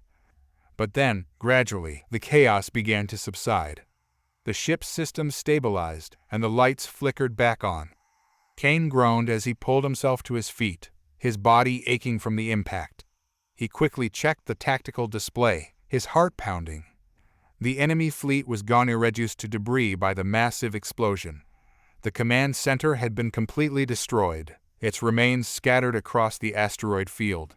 The Helios had survived, battered and bruised, but victorious. "We did it," Kane muttered, almost in disbelief. Drake let out a breath he hadn't realized he was holding. "Good work, everyone. We've dealt the Dark Crescent a blow they won't soon forget." As the crew began to assess the damage and tend to the wounded, Kane allowed himself a moment of relief. They had survived the impossible, and in doing so, they had struck a critical blow against the Dark Crescent. But he knew the war was far from over. The Helios had bought the Alliance valuable time, but the fight was far from finished. The Dark Crescent was still out there, regrouping, planning their next move, and when they came back, they would come back with a vengeance. But for now, they had won, and in the void of space, that was more than enough. Days later, within the secured Alliance command center aboard the Helios, the atmosphere was one of cautious optimism. The crew had managed to repair most of the damage sustained during the attack, and the ship had returned to a semblance of normalcy. Captain Drake, Lieutenant Commander Harris, and Kane stood before a large holo table, reviewing the aftermath of their recent battle. The holo table displayed a region of space now devoid of Dark Crescent forces, with only the remnants of their once powerful fleet drifting among the debris. The command center's destruction had dealt a severe blow to their operational capacity, but the Dark Crescent was not finished yet. "We've received intelligence from Alliance Command," Harris reported, his eyes scanning the data. "The Dark Crescent is reorganizing their forces, but their ability to launch a coordinated offensive is severely compromised. We've also managed to secure a list of their remaining strongholds." Drake nodded, his expression a mix of relief and determination. "Good. We've bought ourselves some time, but we need to press our advantage while we have it. We can't let them regroup." Kane, still absorbing the magnitude of their victory, turned to the captain. "What's our next move?" Drake glanced at the holotable, his gaze focusing on the key targets marked on the map. "We're going to lead a series of targeted strikes against the remaining Dark Crescent strongholds. We need to keep them on the back foot and dismantle their ability to wage war. This will be our final push." The crew began preparing for the next phase of their mission with renewed vigor. They knew that the battles ahead would be challenging, but their recent success had given them confidence. The Helios was more than just a ship, it was a symbol of humanity's resolve and ingenuity. As the Helios embarked on its new mission, the crew faced each engagement with the same determination that had seen them through the darkest hours. The targeted strikes were swift and decisive, each victory weakening the Dark Crescent's grip on the galaxy. 1 month later, as the Helios returned to Alliance space, the atmosphere on the ship was one of triumphant relief. The Dark Crescent's forces had been severely diminished, their capacity to launch large-scale operations shattered. The Alliance had regained the initiative, and peace was beginning to return to the galaxy. In the command center, Captain Drake, Lieutenant Commander Harris, and Kane gathered for a debriefing with General Navarro and other high-ranking officials. The room was filled with a sense of accomplishment, tempered by the gravity of their experiences. General Navarro looked at the assembled officers with a mix of respect and gratitude. "The success of this operation has changed the course of the war. Your bravery and skill have been instrumental in turning the tide. Humanity has shown that it can stand toe-to-toe with the most formidable foes in the galaxy." Drake nodded, his expression reflecting the weight of their journey. "We couldn't have done it without the dedication and courage of the crew. They've proven that humanity is not just a survivor, but a force to be reckoned with." Navarro smiled faintly. "The Alliance is forever in your debt. But the war isn't over yet. There will be more challenges ahead, and we will face them together." As the briefing concluded, Kane found himself reflecting on the journey they had undertaken. The battles, the sacrifices, and the victories had all contributed to a greater understanding of what it meant to be human in the vast expanse of the galaxy. In the quiet moments before the crew disbanded, Kane stood on the observation deck of the Helios, looking out at the stars. The galaxy was no longer a realm of insurmountable danger, but a place where humanity had proven its strength and resilience. The future remained uncertain, but one thing was clear: humanity had made its mark. They had faced overwhelming odds, shattered expectations, and forged a new path forward. The Helios and its crew had become symbols of a greater truth, that even in the darkest of times, hope and courage could light the way. As Kane gazed out at the stars, he knew that the journey wasn't over. There would always be new frontiers to explore, new challenges to face. But for now, humanity had earned a moment of respite and reflection, a chance to build a future shaped by their strength and resolve. And with that, the Helios prepared to embark on a new chapter of its journey, carrying with it the legacy of a crew that had faced the impossible and emerged victorious. The stars were waiting, and humanity was ready to meet them.